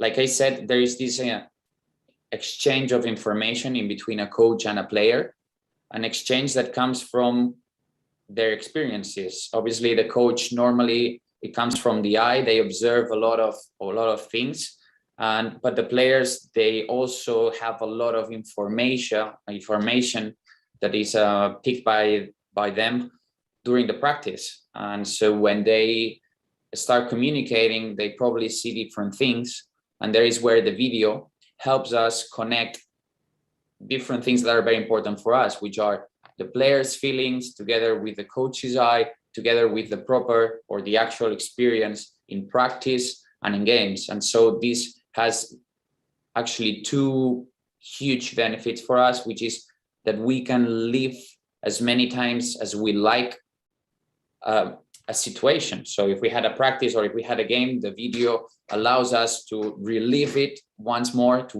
rewatch this game, and not only for the coach, but also for the player, and make sure that those feelings they had, those things that they observed, can be shared. And so we all know that sometimes we think we have done something in one way, and if we have a video of us doing that thing, we see things that are completely different. So this is supporting us, or this is helping us realizing for the players, for the coaches, and for the management as well, what is actually happening on the field and how is this development actually going.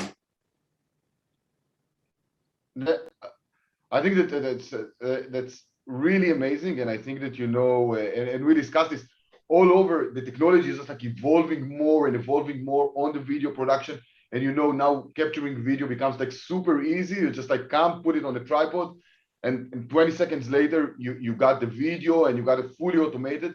And I think that important for you, from your experience, how do you see this future? How do you see like more and more automation, more and more video and data getting into the sport in general, but into the football especially? And how do you see the future, the importance of this, and the other tools that may be relevant for this? As I mentioned before, not only it allows us to relieve a situation, but also it allows us to go into much more depth, because it allows us to collect much more data, to re-observe a situation and see things that we couldn't see at the first time, because we can watch the same thing many times and see completely different things. And the richness of this observation, obviously the technology allows us to see it from different perspectives, not only from where we were when it was happening, but also from a different height, even from a different angle. And it supports the youth development in terms of having much more information. And here is two points that I wanted to share with you, that we have to take into consideration when implementing this video analysis system. That is, what are the significant values? What is the significant data for us as a club? Obviously, if you want to play the Barca style of play, the indicators that we're going to be having, that we're going to be observing, are going to be completely different than somebody that wants to play more long balls, not to mention any team. Obviously, everything is football, and so we have to make sure that the systems that we have to support it are already adjusted to what is really significant for us. So you were saying more and more and more. For sure, we will have more and more data, more and more videos, more and more possibilities, and it's important in terms of having a lot, that we don't have time for everything. So obviously technology allows us to be more efficient, but also we have to select what is relevant for us, and based on that, make sure that we use that information to share with the players, and to make sure that they realize what they are doing, so that they keep improving faster than they did before. And the other thing, Gabi, that I wanted to say about this video analysis implementation is that we have Paco Cerulo, one of the methodology persons here in the club, that told us once that normally the total values hide the truth, which normally are in the small details. And that's where the importance of the eye of the coach, of understanding, of having a huge comprehension of what is our style of play, what are our practices about, what are our games about, comes or has more importance, because at the end we're going to have a lot of information, but the way we treat it is going to be determinant, and the information we can get from that. So this combination is going to be key for us in the future, because as you said, probably more and more data is going to be provided to us in terms of players, indicators, position indicators, events indicators, everything will come together. And so we have to be ready to summarize it, to share it with the player in a way that he actually comprehends it. And because of that, he's capable of developing better. Perfect. And I think we talked about it on the, we have like 8 minutes left, so not too much. So, and I got like 2 questions, which I think is super important. I think that for me, you talk also from the angle of the coach, but also from the angle of the player. Do you see the difference that, once you provide the players or the athletes or the young athletes a video, does it help them to develop by themselves, to grow, it's get more engagement from their side, for the train better, train more in Barca style, and stuff like this? How do you see the effect on the players themselves? Well, the first thing that we have observed is that players have curiosity to learn. They want to be, they want to have autonomy on their development, and so video is actually helping them in terms of checking how did they play, how did they train, what did they do, and they really like it. And so it's another experience for them in terms of development. Not only they can develop during practice, during the games, but also if they have a device and they are provided with the video, they can see it over and over again and probably get more significant information. Usually, or before the technologies that we have nowadays, probably was more the coach, the one that shared with all the players, or maybe individually, like we like to do it, the information that the coach could see. But in here, not only is the coach gets some information and shares it with the player, but also it can be the player already getting the information and even sharing it with the coach, because it is very important for us that the coach knows the feelings of the players. And also we have to ask the players, how did you feel in the game? And so this video analysis will help us matching the impressions of one and another. Perfect. And before we jump into the question, I think that maybe the last question for me is like, as you have so many experience and come from the best club and everything, what are the top 3 tips that you can give a youth coach that looking to adopt modern work methodology and modern techniques in the football academies? Let me see what I can say for the 3 top tips. Probably the first one would be starting from why. Starting from why in terms of what is your mission, what are your goals in training, because based on that, you will have to use technology one way or another. For instance, it's not the same that the players use the video, because probably they are going to use it to watch themselves play.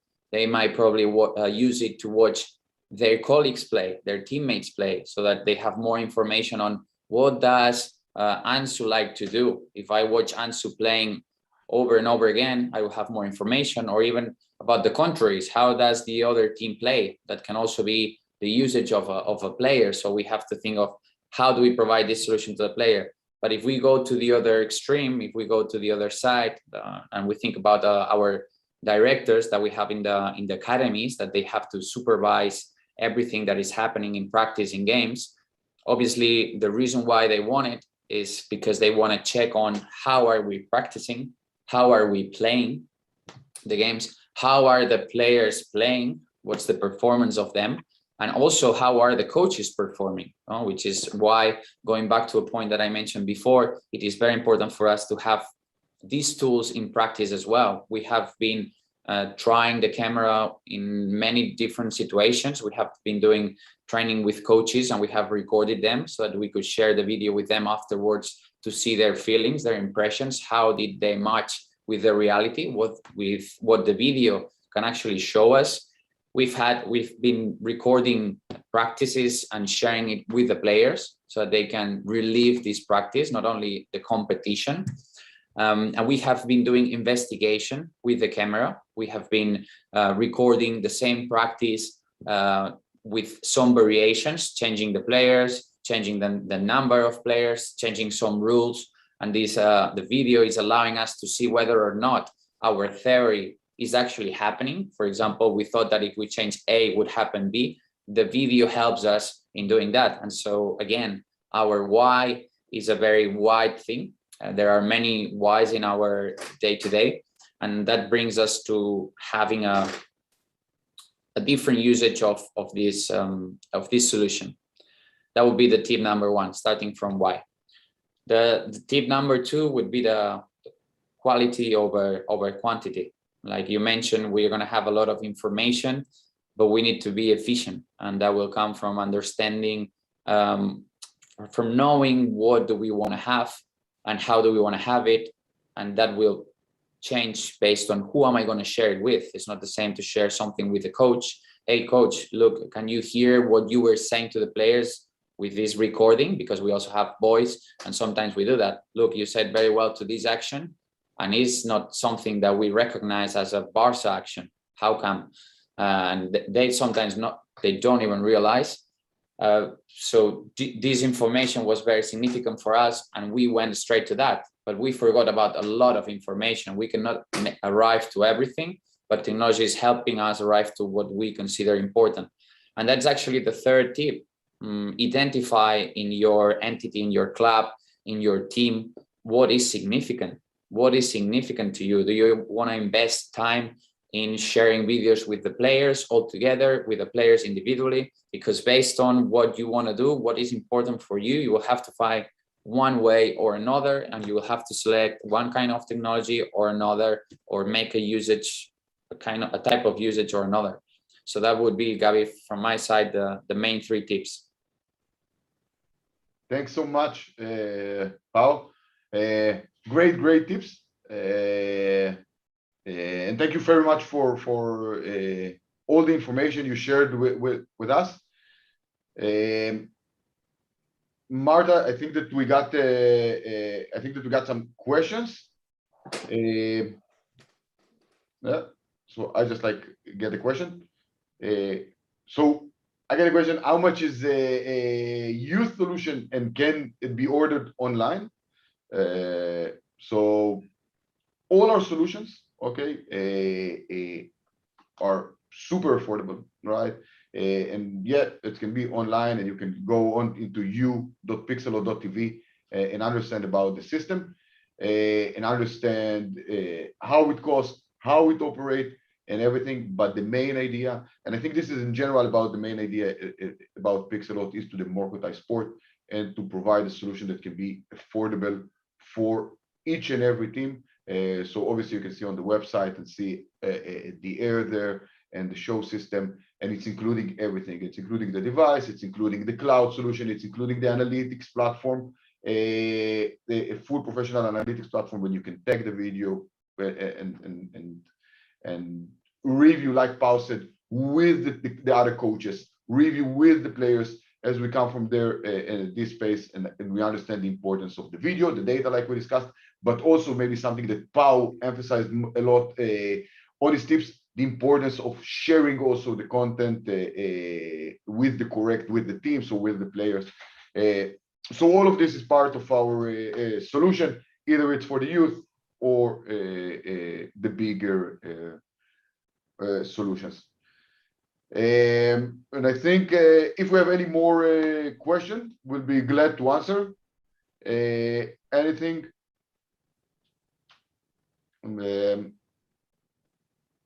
If not, thank you for everybody participated in this session. Special thank you really for Pau, and I think that great that you've been with us and share from your knowledge. I think it was most valuable for all the audience.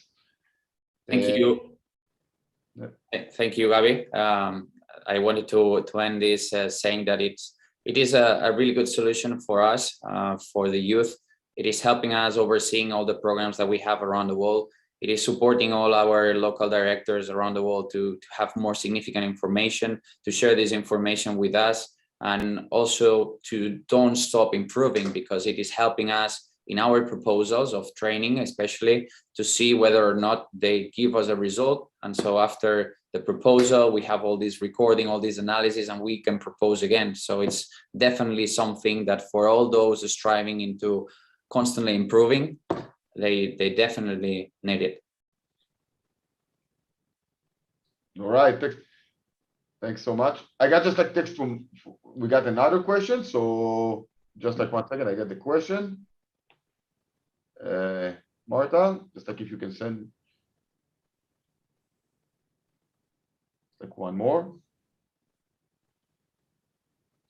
What new features is Pixelot working on based on Barcelona use of the system, multi-camera angle and slow motion and tracking? So I think that great question. And based on Barca requirements and what we learned from Barca. So first of all, I think that it's very important to understand that the air is a lot came from Barca, like Paul said, to review and to see all the academies all over the world in the places that you cannot do installation or stuff like this. But beside additional angles and things like this, for Barca and from what we learned, it's all about automation. Recognize automatically more and more situation in the game and in the training sessions. So working on recognize specific patterns and specific situation in the games that will actually help the coaches, the video analysts to save more and more time. Okay, moving and improving to the devices so they will be live, and actually all our target is to save the coach time, to make the life of the coach easier so the coach and the analyst can focus on the important stuff, which are football, and put aside the things that are less important, which are like more video capturing, stuff like this, which are super important, but the technical stuff. And this is where we are going, developing and making the air system live, making more automation in recognizing patterns and in recognizing events, additional angles and things like this to make the life of the coach and the analyst easier in the crazy times of game every 2-3 days or something like this.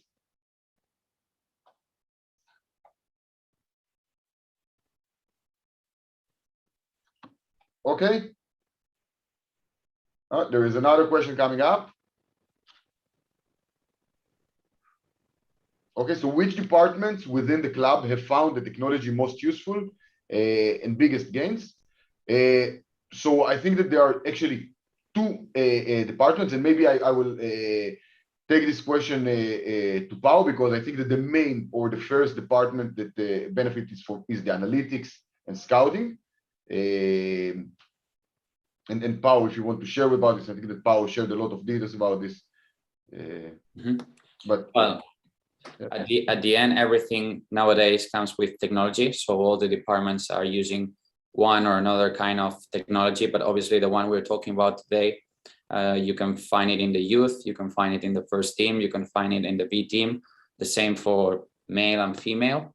And obviously the IT department that is in charge of selecting the best technology for all the solutions that we need in our day-to-day are the main departments that are using this technology, as well as us, which at the end are trying to do the same as, or promoting young players to become as good as all the players that we watch on TV.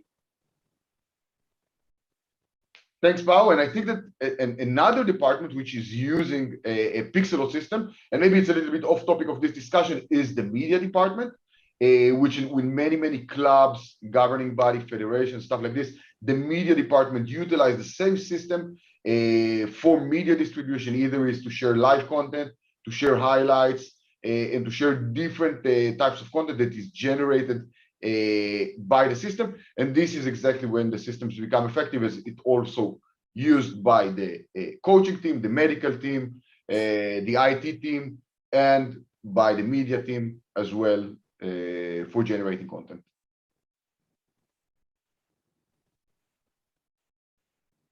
And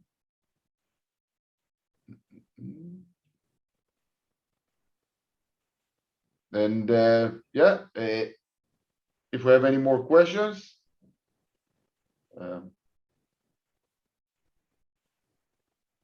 All right. So thanks, everybody. Thanks again, Pau. Thank you so much, Gabi. Yeah.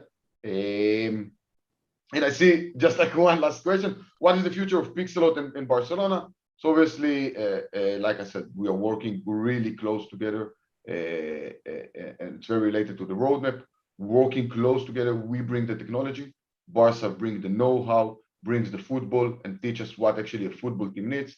And this is our future. The future is looking great and developing more and more tools that are helping Barcelona to make their life easier, and obviously going to all other teams through the different tools that we create together to help the coaches and the football and to develop the next generation of players. Okay, so thanks everybody. Thanks, Paul. And yeah, back to the studio.